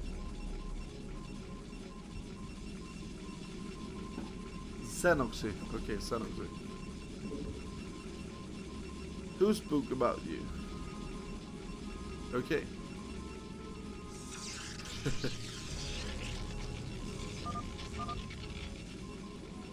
Cheesy. Oh, I have no idea what it says. Okay. Don't understand. Maybe you can translate this for us. They told you were cheesier and that you did go for the 4 pool. Like he cheesed you, and he said yes, game 2 for 4 pool. He asked if Ock cheesed, yeah.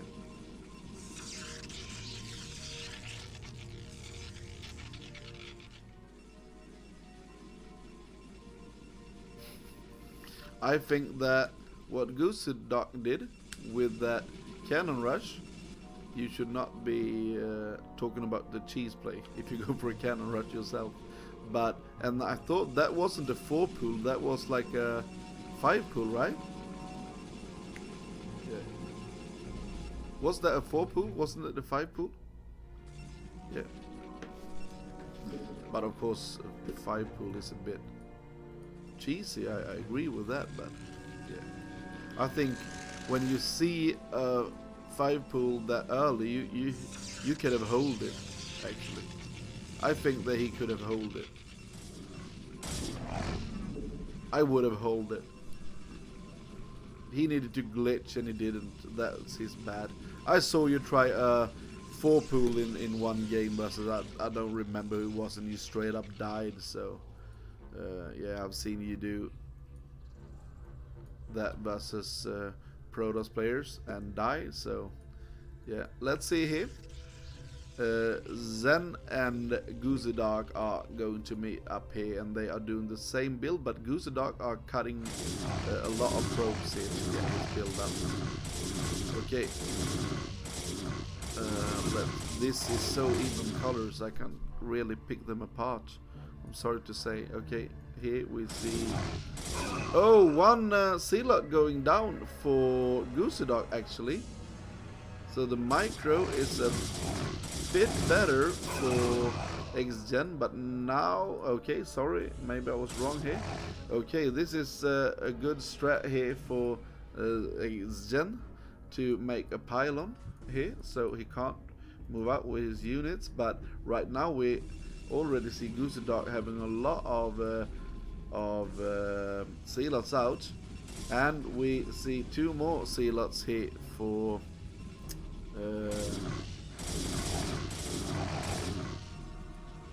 oh, Sealots can get out. Then it was really bad. I have no idea why he did it then. Okay, so we have 4 Sealots running out here. Okay, now we have 6 Sealots for X-Zen. Okay, let's see here what we have. This is just for the micro, and we see that Goosey Dog's micro is way better than Zen's micro. Hi there, Darsubi. Thank you for streaming into the cast. Now they have 18 probes left, each. Not left, but each.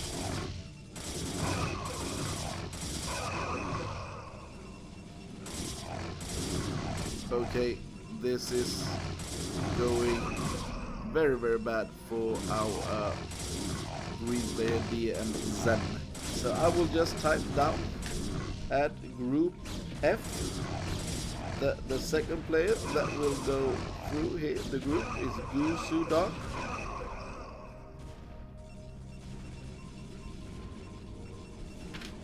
Okay, so what we've seen today actually is that this doesn't work, and if you are going to, and if you go versus Octag and you try to cannon rush him, you need to be aware on how you should place your pylons. It's actually, it's a bit embarrassing to go for straight up cannon rush and then just lose because you don't know where to put your pylon to hit it. That's, yeah, that's bad. Okay, we see 8 probe lead here, but yeah, we see DTs from Zen, but they will be late because we already have a observer coming. We also have reverse from Goosey Dog, so I think this will be a short game. There are not a lot of viewers today. Maybe there are some other great Twitch content to watch, and that's why we don't have it. Yeah, Medinho is on. We have Medinho, Oija, Whip, and Eon Sug. So yeah, I have a lot of shit going on. So maybe there are not that many people that are interested in this type of games.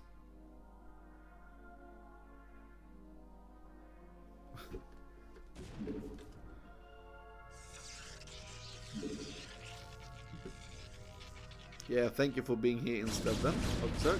Okay, let's see here. One DT dies. Look at this supply lead. Okay, now we see one Reaver coming out as well. I think he needs to... Oh, he will go for the harass instead of going for the frontal attack. Okay, three Dragoons is coming down. Will anything happen here? Okay, he still drops it right in here. Oh, look at the amount of probes going down. Shoot one more then. Okay, 11 probes died there. 11 probes. That was amazing. And he goes for the frontal attack as well. And he waits for the second DT. This is perfect play for Goosey Dog in this game. And there we have the GG. And I already put the winner out. So that was actually great play. I'm not sure why he was being a bit rude to our gentleman Octzerg, but Octzerg, maybe you get frustrated when you lose against that type of Ling rush. I don't understand why you go for the Ling rush, because it's so hard to pull it out. C, D, E, F, G. Let's get into the last group for the evening. This was a bit faster than what we saw the other day, so yeah, maybe it was the other day we had we streamed for hours and hours and hours, and now the stream is very, very fast. So yeah, let's see what we have. The next game will be TVT, so maybe this will take forever.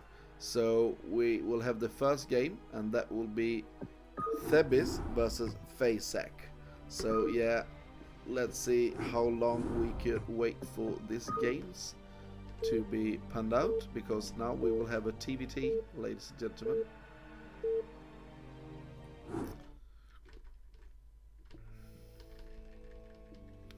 If you are liking my content, and if you like what I'm trying to do here, please feel free to subscribe to my channel. And if you want to, you can donate a bit. We are trying to get up to $25 for a show match. It will be Ratatang versus Athernum if we get up to that amount. So please feel free to donate. When we are $15 to go to get that show match ready, and they both agree if we get it up there. So Athernum versus Ratatang. And if you haven't watched the two games that they played in Rev versus Red, you can just go to my YouTube channel that I put into here. And I'll just get you the link again. And those games were amazing, and that's a request that came after that from the viewers. They say, oh, let us get a show match between them, and then we arranged it like that. But we have some more days to get the $25 because it's nice to have a little bit of cash in there to have a show match. I think Faceak will go for the straight up command center, and I think that's good on a big map like Eye of a Storm. And let's see if Thebis will try to punish that. I'm not really sure how good Faceak is. I think Thebis is quite good. I've seen him play before, but he's not like an S ranked, I believe. I think he's maybe an A rank, and maybe Faceak is as well, but I'm not sure about that. So this was not a straight CC, it was just late everything. Don't really understand that. It was a bit late. It looked like he thought about doing a command center first and just regret it or something. The same amount amount of SCVs anyway, so maybe this is not a bad thing. I think they are quite even. So, but just a bit later with the barracks, and look at the likeness of these colors. I don't like to cast when they do like this. This is why you always, when you are knowing that someone will cast your game, you go for the TVB. That's just manner. So next time if you go for a tournament, please manner up and go for that. Okay, we have a 1 factory from Thebes, and we have a 2 factory out of Faceak. Maybe Faceak will go for the mass vulture that's so popular in Korea.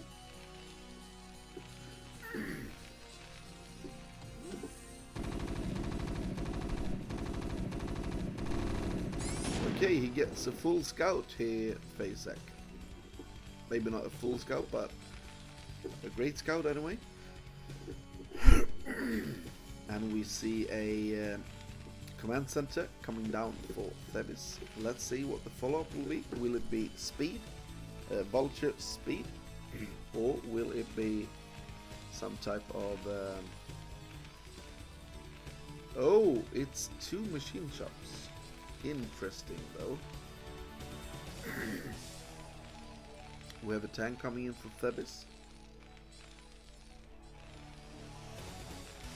Okay, so it's speed and a vulture. Then I think this will be mines. I think this will be a lot of vultures coming out here. Cutting gas. Oh! What was that? What was it that he cancelled there, and why? Interesting.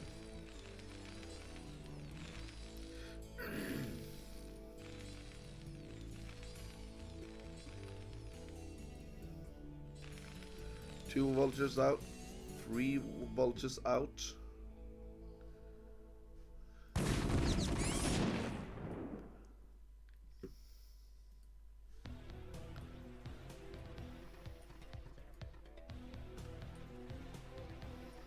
Okay, let's see here. It's 1 tank, 1 vultures, and 3 marines against 3 vultures, 4. Let's see here.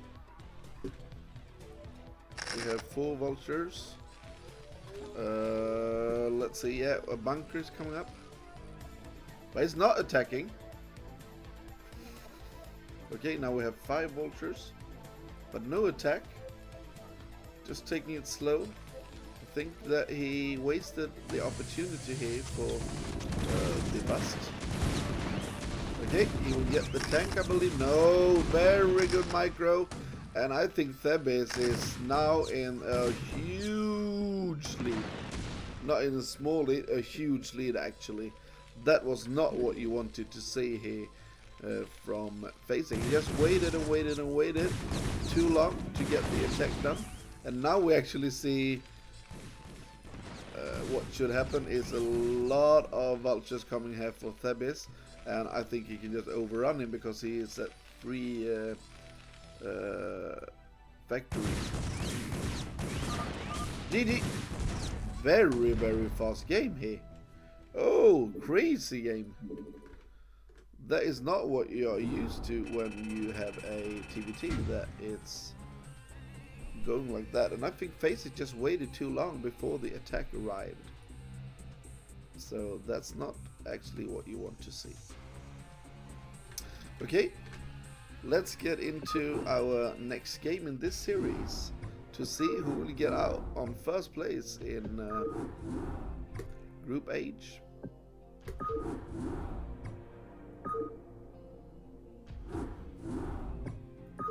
Will Faceit do a better game? And I surely hope so, because that was not a great game, and we will have tears of goodness for the next game here.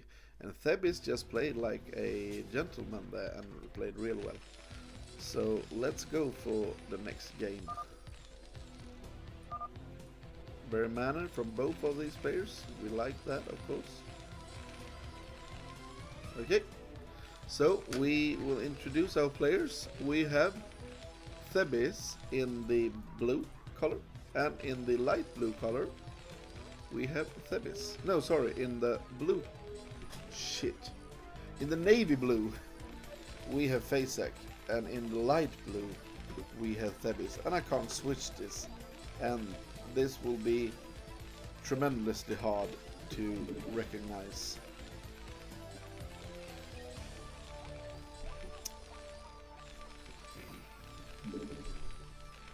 If you don't go for the TVB, then use separate colors, like great separate colors. Yeah, they are. I'm not sure why they're doing it.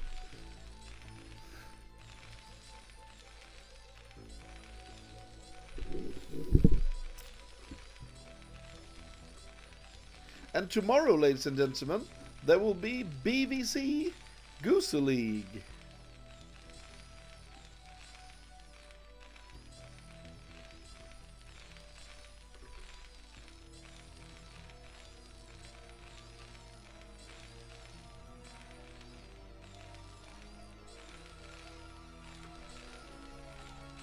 Okay, now we see that Fasek is now going for the quick CC here. The 13 CC.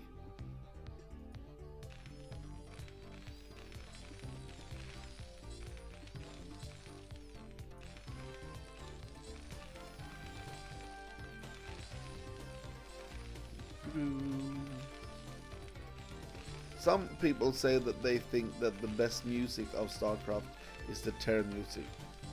But maybe you will kill me now. But I think this song that we are listening to right now is the worst of the whole game. I really dislike this one.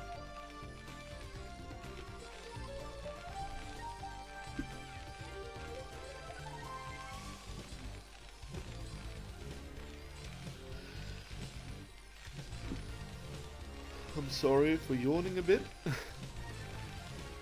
That's what TVT does for you. Make you yawn a bit.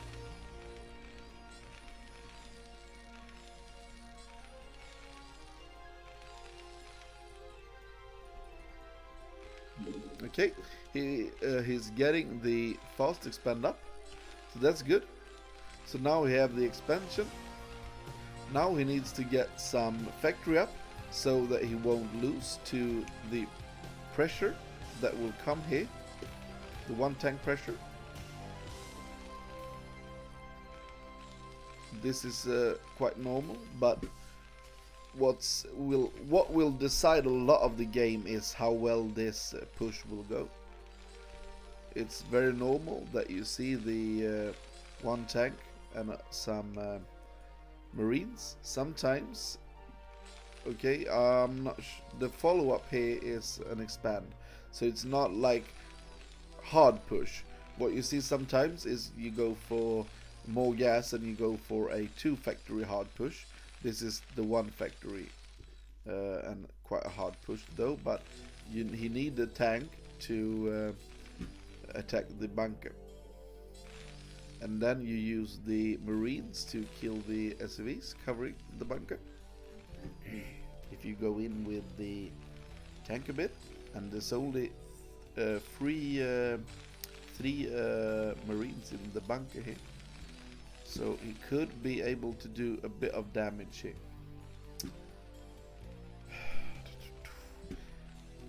Okay, let's see what he will do. I think Fasek, if he can hold this with no damage, it would be good for him. But I'm not sure why he have the barracks over here. This is a bit weird, because now it will be hard for him to... Okay, yeah, this is a way you can do it, to delay it a bit, that you go for the second bunker here. But you can also repair this a bit more. Okay.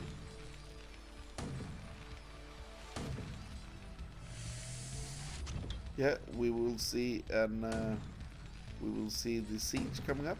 but we will also see the siege here. And we see the double starport. Oh no, he needs to get away with the SCVs. Okay, we see a bunker coming in here for Thebes, and that's great because of the double Wraith play. And he knows about the double Wraith play, of course, because he scouted it with the barracks. But now I think he should just stream across the map with the Wraith and try to attack Thebes instead of doing this shenanigans. And what you see here is that actually it didn't work really because he's cutting so many SCVs, and this was a bad mistake here. And now he can push up into this place and be in a great position. Yeah, poorly placed here from Fasek. Okay, Fasek is still attacking the tanks. He needs to go back here, that is, to the bunker. There's only 3 Marines, so the Marines can't really engage here.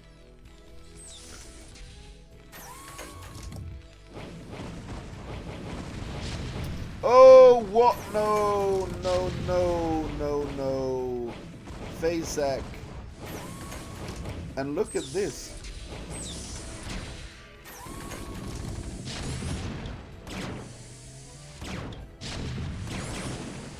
Oh, he goes out with the... What? Why did he do that? Shit, this is very, very bad for Fasek. Very bad for Fasek. And look, what's he doing? What?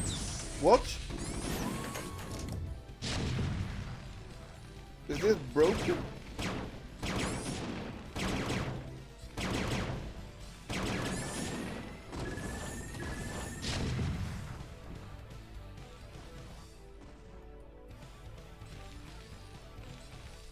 Okay. What happened there? What happened? Why did he take all his SCVs and just put them over here?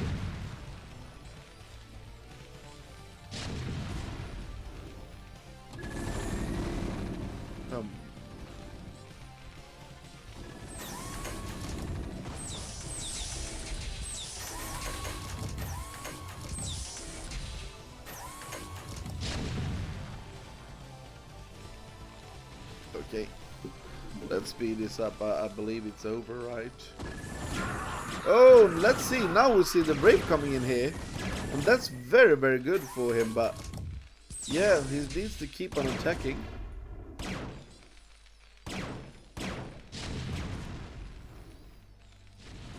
We actually see a supply lead for Fasek. So that's good. I thought he could have held it a bit better.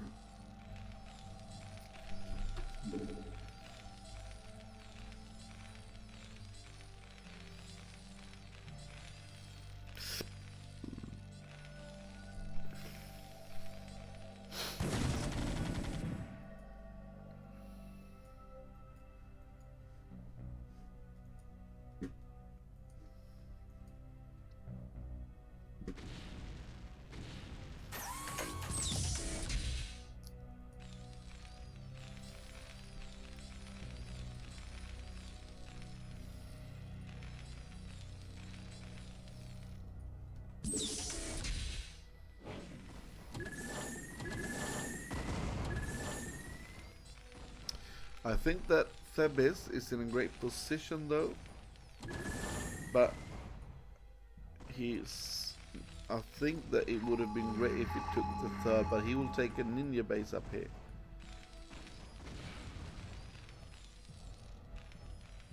It's very, very hard with these colors on especially this map. When I need to look at the minimap to see which units are which here. It's like the same blue, and we have this natural, this nature, sorry, not natural, this nature. It's shit, actually. Okay, we have a science facility. Will this be like... I hope what we will see is some type of nukes or something. Okay. Very, very greedy attack here. Not greedy maybe, but very risky attack here. But he takes it out. But yeah, it was an okay attack in the end. Okay. I can see that we have a supply lead here for FaceTech, but where is this unit? This is... Okay, some vultures maybe, that's what's taking up the amount of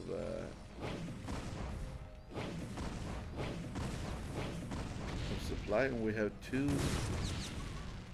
Wraith as well. Okay, was this only for the upgrade? Yes, I think that was for the upgrade here. I'm sorry, I'm doing a very bad cast here.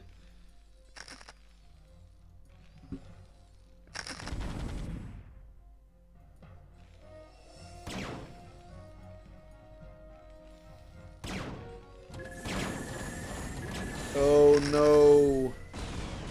I must say, this is not the best of games that we are watching right now. I'm not sure what they even tried to do here. Why is he putting his tanks over here? This is like giving him all this.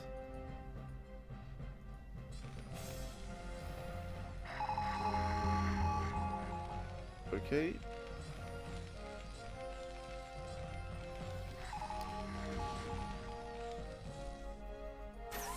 Okay, yeah, he takes third base over here. Thebes is not going for a third base. It's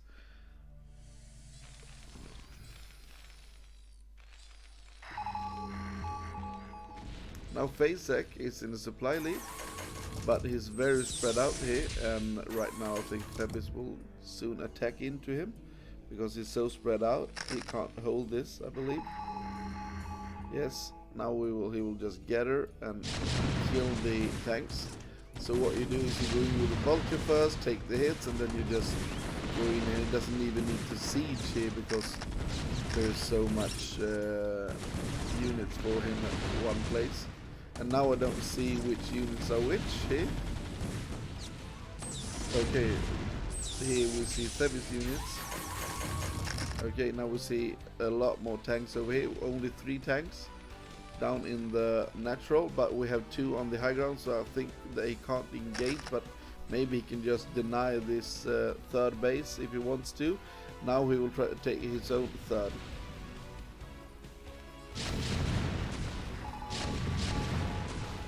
I think we need to punish them in some way for doing this to me with these colors. So why the heck do you pick blue and blue on a blue map? So this is blue versus blue on a blue freaking fucking map. This is not what we want to see.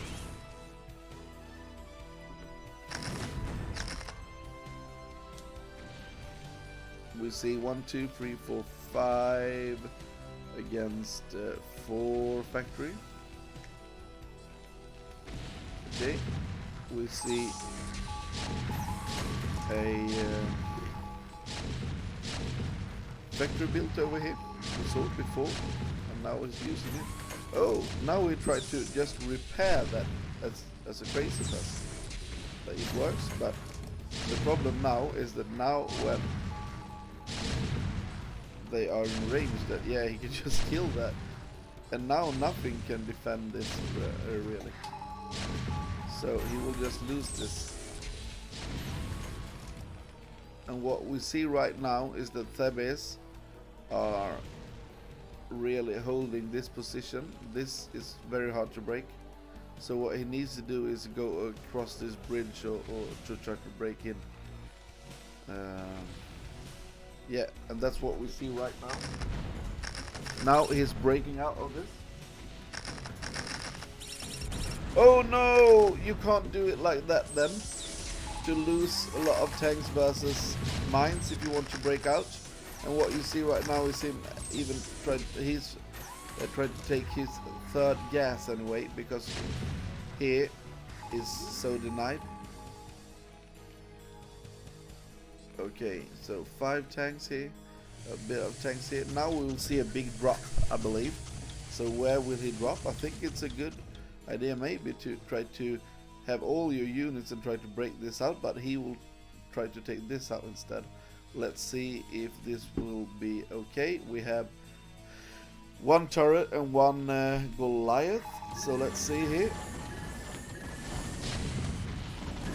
Oh, he doesn't take all of it out directly, so he lost 1 there, and now he lost 2 dropships, and 1 had a lot of units in it. Let's see if the defense is a little bit thin here. I don't think it is, but I still think this is great for our player Thebis. And Thebis is 2-2 versus Fasek with +1.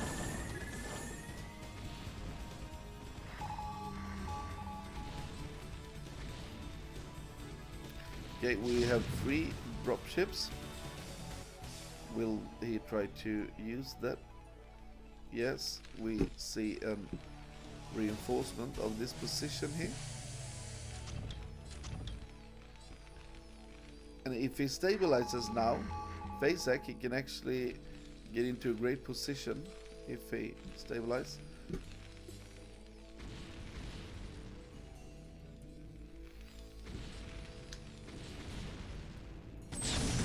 Oh, he just attacks here. He just attacks in here, Thebis, and he's so thinly spread that he's losing a lot of it. And this is GG, I believe. 1 tank left. Oh, losing right away versus the vulture there. So GG. And for group H, the first player in that group to get out of it is Thebis.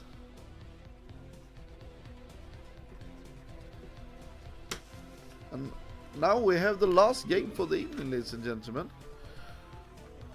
And before we get into that, we will just have a minor 1-minute break for me to catch my breath.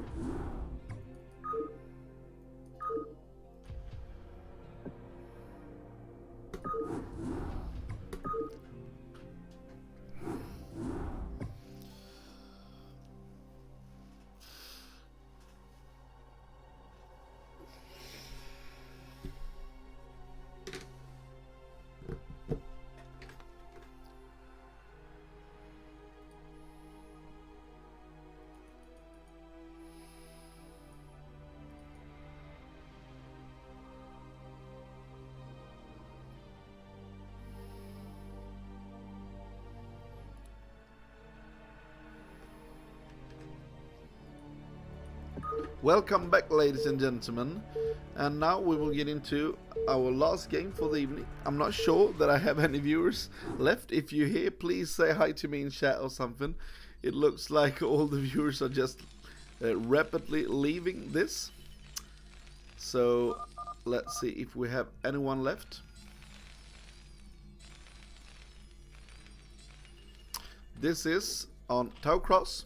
It's a CVT, and I will go for normal speed all game here, because this is the last game we have for the evening. If you are here and you haven't followed my stream, please do that. And if you are here and you haven't subscribed, and you have in your heart, you think what I'm doing is a great thing, please feel free to go in and subscribe to me if you really want that.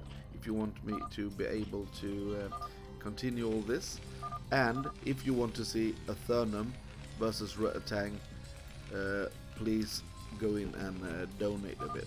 Okay, let's see what will happen here. We have Fasek in the green versus Machine in the light blue.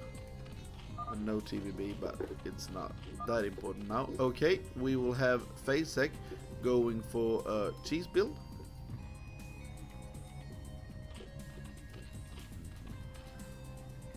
Oh, what happened there? It was so close that it was scouted, but it's not scouted. Okay, we will see a 12 hatch. I don't like this though, because when he scouts with the drone, but the drone will go down here, I believe, because we see the overload over here. I think it will be too late then. Okay, and he will deny scout with the supply to depot. That was so close that he saw the SCVs actually before here. Oh shit, I believe that machine is in a shitload of trouble here. Okay, now we see. I think that the problem here is that machine will think this is mech. When he goes here and he sees the supply, maybe he will think it's mechanics. Okay, now he will see the two, let's see. He see the two SCVs. Now he needs to pull all the... Yes, now he pulls the drones. Let's see what he can do, because he saw the two SCVs. He knows that this is going to shit for him. But the problem is that he can't glitch right away because he doesn't... no, he doesn't see a great mineral patch here. I think you need to pull more... Okay, one drone is going down. One drone go down. One marine goes down. Very good micro here from machine. One more drone going down. Two drones going down. So 3 drones have been down already. We see the one marine going down. One more drone going down. And it's a hold, I believe. He should target the SCVs. He needs to target the SCVs with this. He needs to target the SCVs. Can't he? Is this too far away? Then he needs to engage right away. We have no speed coming in, but he needs to engage before the sunken dives. He needs to kill these SCVs. He's trying to do it, but I think he will lose here. This is so close. Will he be able? No, he will not be able to do it. But now 2 more Zerglings popping out. 2, 3, 4 more Zerglings popping out. We have 5 Marines, but this is slowly getting out of health. 1 more drone going down, but we still see that it's just a single worker in deposit. He needs to start to engage this, but he's waiting for the bunker to lose all the health. Now we see more SCVs being added, but now he needs to engage before the hatchery dies, but he didn't. He waited too long. And he should target the bunker. Yes, there the bunker goes down, but now I don't think he have enough links left. Okay, we see 2 more Zerglings. 4 more Zerglings. He can engage this now. He needs to attack right away. He needs to make damage happen. There is not enough. There's not a lot of units here for the Terran player. So the links here are totally fine. And engaged. No, you need to engage right away. But that was quite a bad engagement there. You needed to kill the first 4, and now you see a massive amount of Marines. Okay, he will put down a sunken. Machine really doesn't want to give up this. Okay, maybe he can kite around and kill the supply. That's, I believe, what he's trying to do right now. Okay, I think that Fasek is a bit suspicious of what's going on here. Will there be a repair coming out quite soon? Where's the repair? Okay, he pulls a lot, but will it be too late? I think it's too late. Oh, he's killing it. Let's see how many SCVs he will kill. Okay, now he's getting in here in the base. We see speed up as well. 1 SCV going down. 2. 3. A lot of more Zerglings coming in here for Machine. He needs to pull this. Now we see that this is 11 Marines. A lot of Zerglings coming in. Let's see how good the engagement will be. I think it's quite alright for... It started alright for Machine, but now everything goes to shit for him. Machine is going right now for mass Zerglings, and he can't connect with this medics if he picks them off before.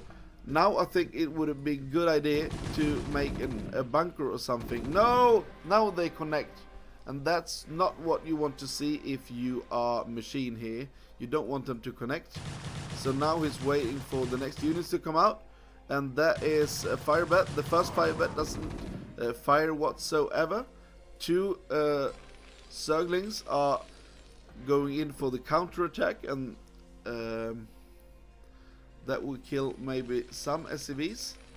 And now we see a hatchery coming down as well. Let's see if 1 SCV is going down actually. So it's only on 10 SCVs. I don't think this game is totally over yet.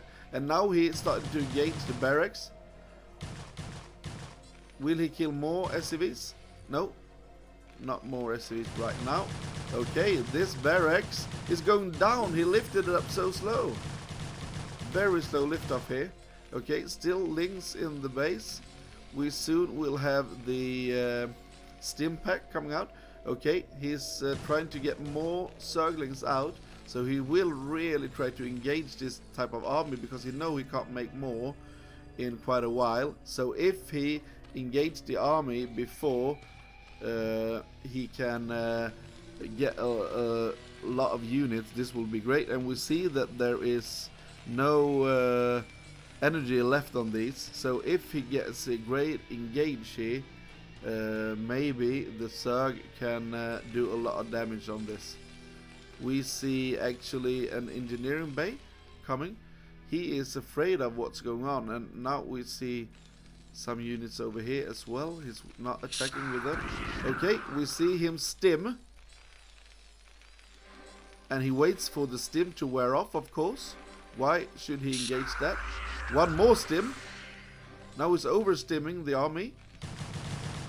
Very good to not engage with the stim. Let's wait until the stim wears off and then engage. Very bad engagement though. Let's see here. Now it's a better engagement, but it's not good enough. But now... Okay, now I think that Zerg is in an uphill battle. Okay, more Zerglings coming in. What I would like to see is some droning up if he wants to stabilize. But we still see that there is an expansion for the Zerg. What I would like to see here actually is a burrow play. That he can burrow outside, wait for the army to go, and then just jump in here. Let's see what he wants to do. Now he's droning up anyway, and maybe the game will stabilize because we have a 1 base, low economy Terran. Okay, Terran. See the main anyway. So maybe we need to see some Sunkens coming down, and we are seeing the worker count narrowing. Okay, we see a 3rd hatch. I like that.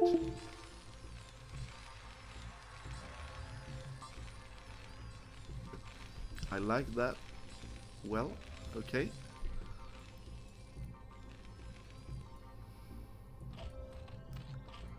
When are we going to see the lair coming in? The Zerg can't really stay on hatchery tech. for too long. But Machine is getting his economic up. Will we like see a ninja base over here somewhere for this Zerg? I think the Terran will try to do this Marine Medic tank push to try to win the game with that.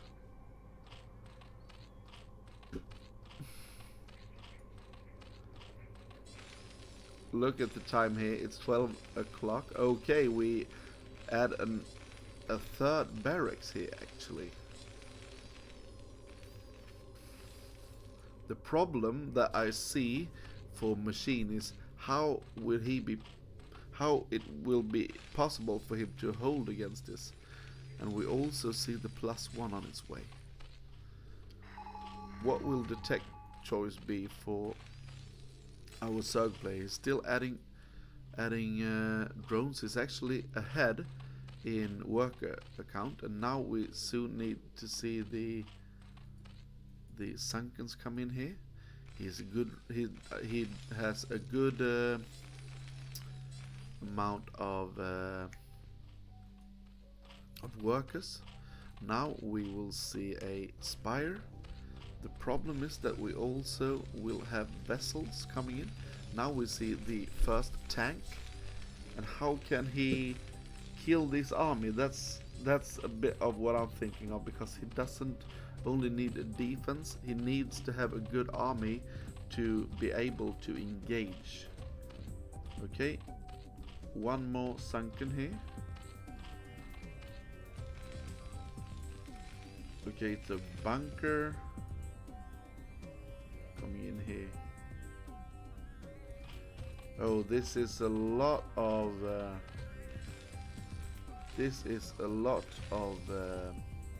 Sunkens. But if he can snipe the tank, that's what he needs to do. He snipes the tank, and that will mean he won't die. Maybe he will not die. I think he needs to be able to engage here. I think maybe one more sunken will be needed. Can he actually kill these 5 sunkens?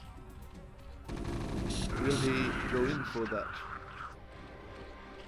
Do we need one more sunken here as a Zerg player? The Zerg is so afraid of a tank coming, so he doesn't want to see that, so he is waiting outside the Terran. And this is going quite alright now for our Zerg player, and I think Machine has turned this game a bit. And we also see the ninja base here, very very good expand. We also see a vessel coming out. No, it's not a vessel, it's a dropship. I don't agree with that. I think a vessel would have been great. I think this game could have been so much different if we had seen Facek go with the tank when he attacked, instead of just sending it by itself. Okay. So what is the follow-up here? Yeah, it's Carapace upgrade for the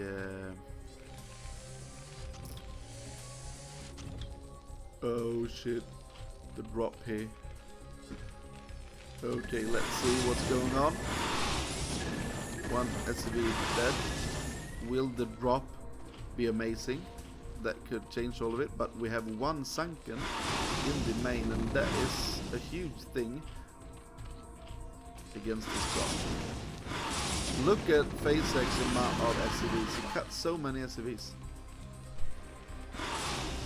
He's at 16 SCVs. I think this game is over. He will try to engage the sunken. Okay, we have 2 medics, so it will be okay. But we also see Mutas here. Okay, where's the rest of the Mutas? Okay, no drones dead. It will take forever to kill the lab, but we have a lot of Mutas now. We'll try to engage this army. Look at the supply lead for Zerg. Now I think Facek will tap out here. This is very bad. for Fasek. He was in a great lead, but then he cut so much SCVs and stuff, and still trying to win in a weird manner. Why not just try to play safe, put down a bunker, and not go for the straight up win, and just go into a macro game after you have that advantage? Look at the amount of mutas.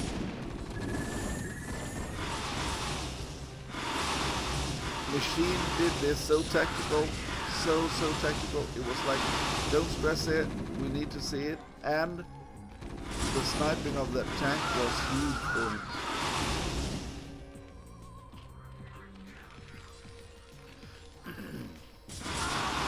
Oh, he just engaged the army here. I think this is GG, ladies and gentlemen.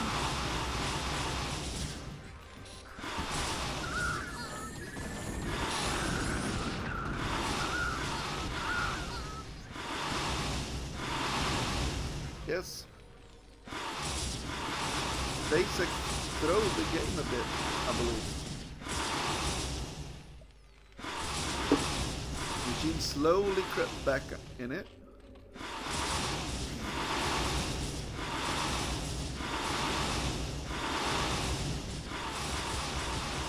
Okay, he's not giving up. But how can he... Okay. I don't understand why he's not giving up, but yeah. He doesn't have to give up if he doesn't want to. As some caster said, it is right to be in the game as long as he has units. But yeah. Okay.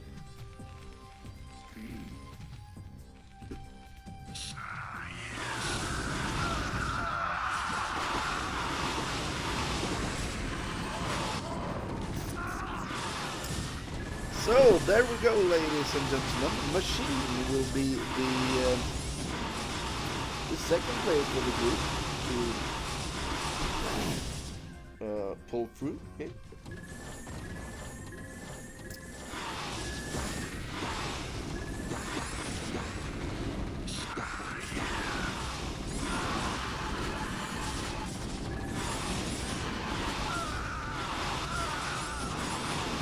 I think Fasek he knows that he lost, of course, but he's so devastated that it happened like this, so he's like, shit, I don't know what I did, and so on. I think that's what we're seeing right here. GG, well played. Good luck in tournament. Yeah, I love that. This warms my heart like crazy. When you lose a game, you threw a game actually, and then you just go in. You say, "You did it great. Good luck in tournament. Well played." I like that. That's what we want to see in this community. We want to see manner. We want to see people like not just saying "fuck off" and stuff like that. We want to see people do it like they did. Okay, I will. Before we leave today, I will show you all the. Let's see here. Display capture. I will show you what we who got through in every, so what players we have for the next round. So let's see here. From Group A, the ones that got through the Group A was Tech and Dandy. So let's do it like this. So the winner of that group was Dandy, and the second in the group were Tech. So Dandy and Tech like that. And in Group B, the winner was, not surprised at all, DeWalt.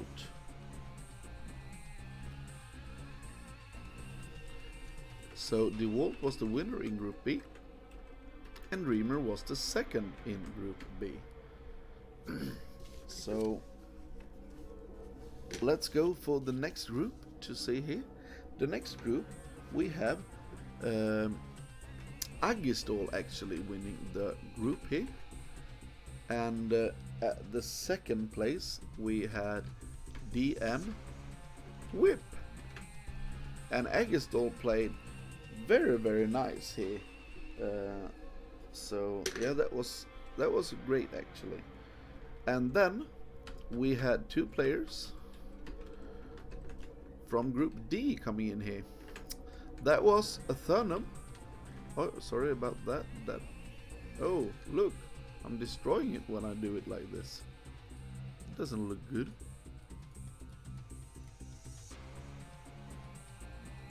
Okay, I'm destroying something when I do that. Sorry, don't. Let's do this instead then. Yeah, and then I don't destroy it. Okay, so we had a Thurnum and Isu going to the next round for that group. Then we had the Group E. Then we had and I must say this group was crazy. We had Favorite, we had Fisheye. I think this group was quite even. And in that group, Squall made it through to the next round. And all these players just went out, and P-Tech for the second place. So as you can see here, we have these players coming down. And in Group F, we had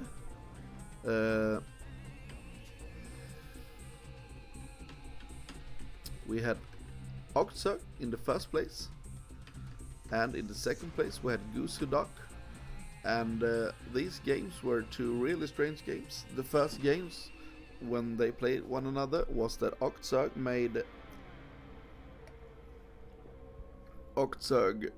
played standard, but Goose Duck tried to kill him with a what do you call it? With a cannon rush, and it didn't work because he didn't know the map really.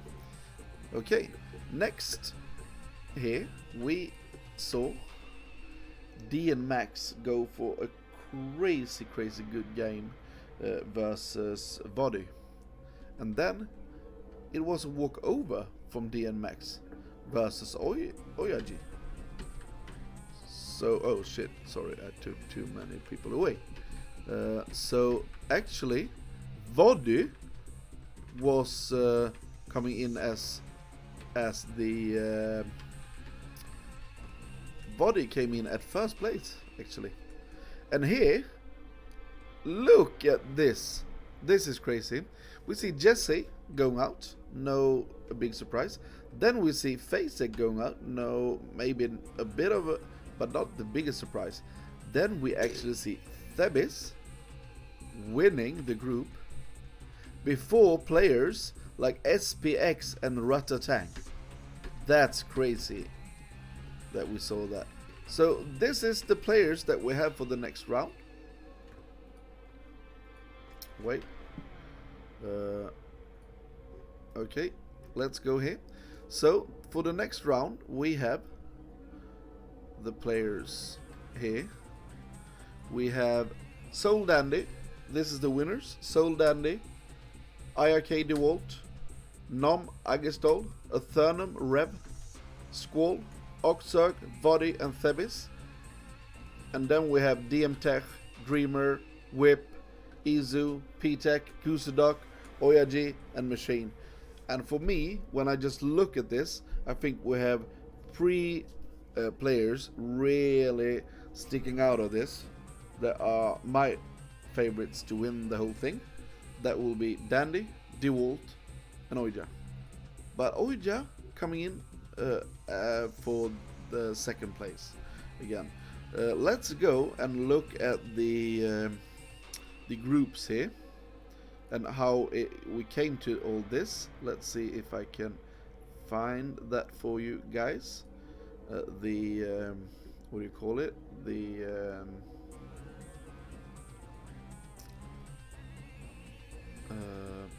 Chaylong here. Let's see if we have it over here.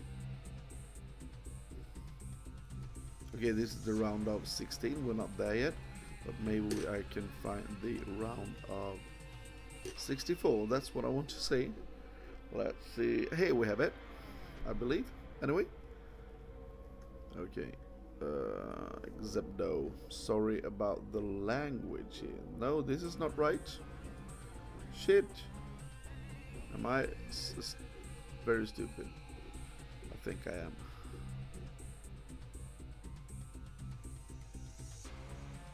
Okay, let's not find it over there then. Here we have the King of Kings. Yes. Now we can go to it and look on how we came to be here. Let's go for the first group here. That's not it. Let's go for the group A. To see what happened here in the group. So we see here that Dandy just went 2-0, 2-1 versus Tech, then 2-0 versus Wonder. So we actually played Tech, and that we saw that game as well. Then we saw some other games going on here, and oh, invitation pending. Yeah, something happened here. And what happened over here was that Tech then just got through every round. I don't think that this group was the most exciting. Let's go for B here. This was the 8-play group. We had one of those as well. So we had IRK, DeWalt, and look at this for DeWalt. First he won versus Zax C, then he won versus Lord Ghost, and then versus CET, not losing a single game. That's what happens when you are DeWalt, you just go for it. Then we actually see Dreamer here losing 2-0 versus Lord Ghost, getting into the losers bracket, and then get first walkover, but then just winning and winning and winning. So that's really nice. So yeah, so he did all of it in the losers bracket here, Dreamer. And I played Dreamer actually in the BVCL, and I actually won. I cheesed a bit, but I still won. Then we had this group, and Pry did the same thing here, straight into the losers bracket, and here he just oh, look at this, he walk over, and then he won versus Rancor that he lost to, and then losing to Whip here in a crazy game. It was a PVT where he made a when he made a cannon rush and tried to cannon rush Whip just to hold him in his base, and then he made 3 additional Nexus, and Whip just walked across the map and killed him. It was was a very strange game. And Agistol actually having a bit of luck here as well, as we can see.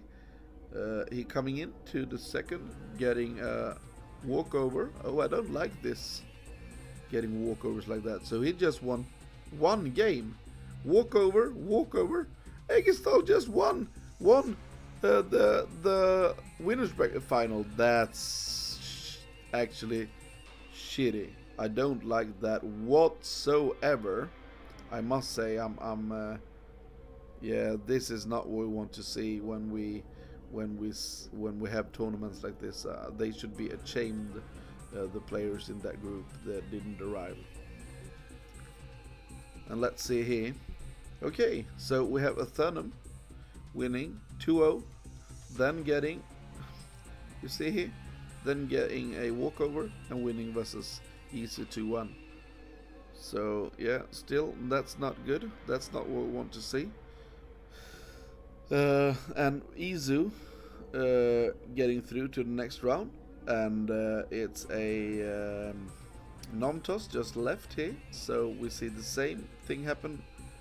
You see all this? Sorry about me showing it. I didn't know that it was this bad because I haven't been in here. Really bad. So many walkovers. Krusha EF. I thought he was a really good player. Just walkovers. I don't know why that happened. Let's get into group E then and see how this worked out. Okay, here we doesn't have any walkovers, so this we can see something. Favorite. Okay, we have a favorite lost to. Why is it set 0-0 then? But favorite lost to Jetty 1. That's interesting. I would like to see that game sometimes. Then we see Fisheye losing to Squall 2-0 and getting a favorite in the first round. That's very hard for him. Then we see Jedi 1 versus Gang. Ling Pump losing to favorite Gang, and then we had that one. Let's see here. Oh, 1-0. 1-0? I don't know. This is weird. Yeah. Let's see Group F. I think we are a Group F, right? Oh yeah, here is interesting. Because this had a lot of interesting players here. We saw Xanox, Oxurg 2-0. We saw Oxurg win versus Untitled 2-0. BT Galaxy didn't show up, maybe? No, it doesn't look like it. So Goes to Dark played quite alright here. If we see the full result here, we can see the Oxurg had 3 wins. And win, lose, win. And we see Xenox go for win, lose, win, win, lose, and so on. Stanel getting out, and V takes 2 losses because he didn't show. I don't like that. I'm a bit disappointed as I... Oh, we've just been here, sorry. We just... Let's look at group number G then. Not number G, but group... And here is interesting, because here we have the group with Oyaji. What's happened here then? Ozaru, so Oyaji got into the losers bracket, but yeah, CDS Ozaru killed him. So CDS Ozaru won versus Oya. Something is looking strange here. But then we had DNMax versus Ozari, and DNMax won that. Okay, so let's see what we had more. Yeah, Oyaji just needed to win versus everyone then, but he didn't get the revenge versus Ozari. Vody won 2-0, 2-0, and 2-1. That's good for Vody, I must say. I'm impressed. And we see here the results. So Oyaji loses the first game, then just straight up wins. Straight up wins. That's good. Let's go into the last group, ladies and gentlemen, to see what happened there. Here. Okay. So SPX didn't show, maybe. It looks like Red Tang showed up and then just left, maybe. Red Tang lost versus Phoebe's 2-0. Yeah, okay. Machine 1 versus Mayo 2-0. Then Machine and Thebis met here. 2-1 for Thebis. That looked like a great game, maybe. And then we had this shit show. And this was a very interesting game, but I think Fasek could have done a bit better. So my favorites for this group was SPX and Red Tang, but yeah, they didn't really put up a big show. It looks like SPX didn't show at all, so maybe that was what happened. So this is the King of Kings, and the round of 16 is not started yet. And that will be the next group stage. So oh, this is just a pairing. Interesting. So I thought what I thought was that it would be groups divided, but it will not be. It will be pairing up. Sorry about that, and it will be losers bracket and winners brackets as well. So yeah, let's see what we have then, and let's get back into our cheat here. So what I will do tomorrow with my wife, as I have told you guys, is that we will draw the pairs. Like, first I will draw one from this bucket and then one from this bucket, placing them in here in the tree. So one there, one there, one there, one there, one there, one there, one there, one there, one there, and so on. And maybe we'll do one here and then there, and then one there and there, there and there, there and there, there and there, and there and there, and so on. I think I will do that. So spot 1, spot 2, spot 15, spot 16, and so on. I think I'll do that, but maybe then winner here, loser here, winner, something like that. I will try to do that. Anyway, it doesn't matter. I realize now, but so winners bracket, losers bracket, winner, loser, and so on. But you go for pair and pair, pair and pair and pair, pair and pair and pair. Okay, I don't know if I have any people here or if I'm just speaking to myself. This is so weird to cast like this. It's like you guys are I'm not sure if anyone is listening. I can see that we have 11 people watching this, but you don't engage or anything, so I have no idea what's going on here. If you want to follow the stream, you can press the button there and press follow. And if you want to subscribe, please feel to subscribe for my channel. As I have tried to show you today, that I am trying to get the sub goal, and we want still to have the Tang versus the Thunderman and so on. And maybe you just want to help me a bit with the cast and everything, and every contribution is really good for me, because I'm spending a lot of time casting this, and if you want to help me, please do that. Okay, tomorrow we will at 8 o'clock we will have the group draw, or not the group draw, but the draw for the spots, and we will have the BSL Goose League tomorrow. So thank you for tuning in today, and let's see if we can go for a bit of a raid here. Maybe let's go for Oyaji. Maybe yes, let's do that.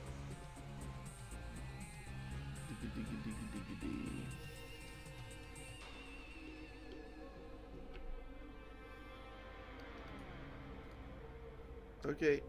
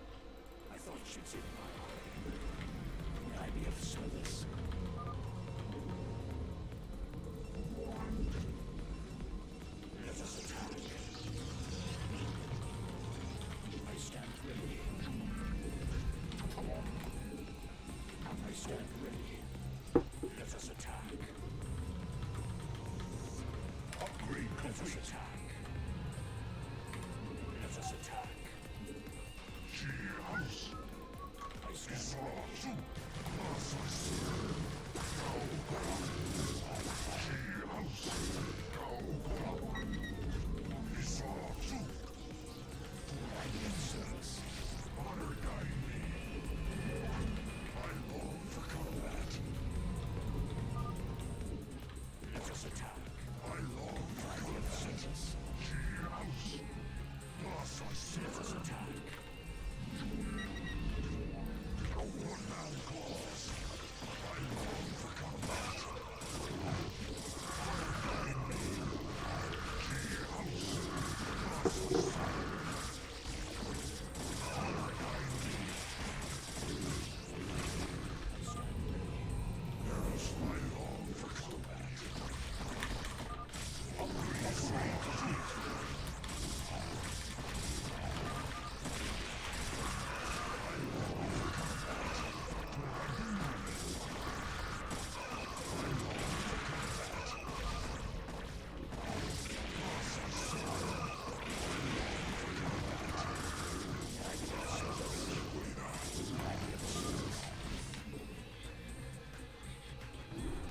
relajando, tranquilo, tranquilo.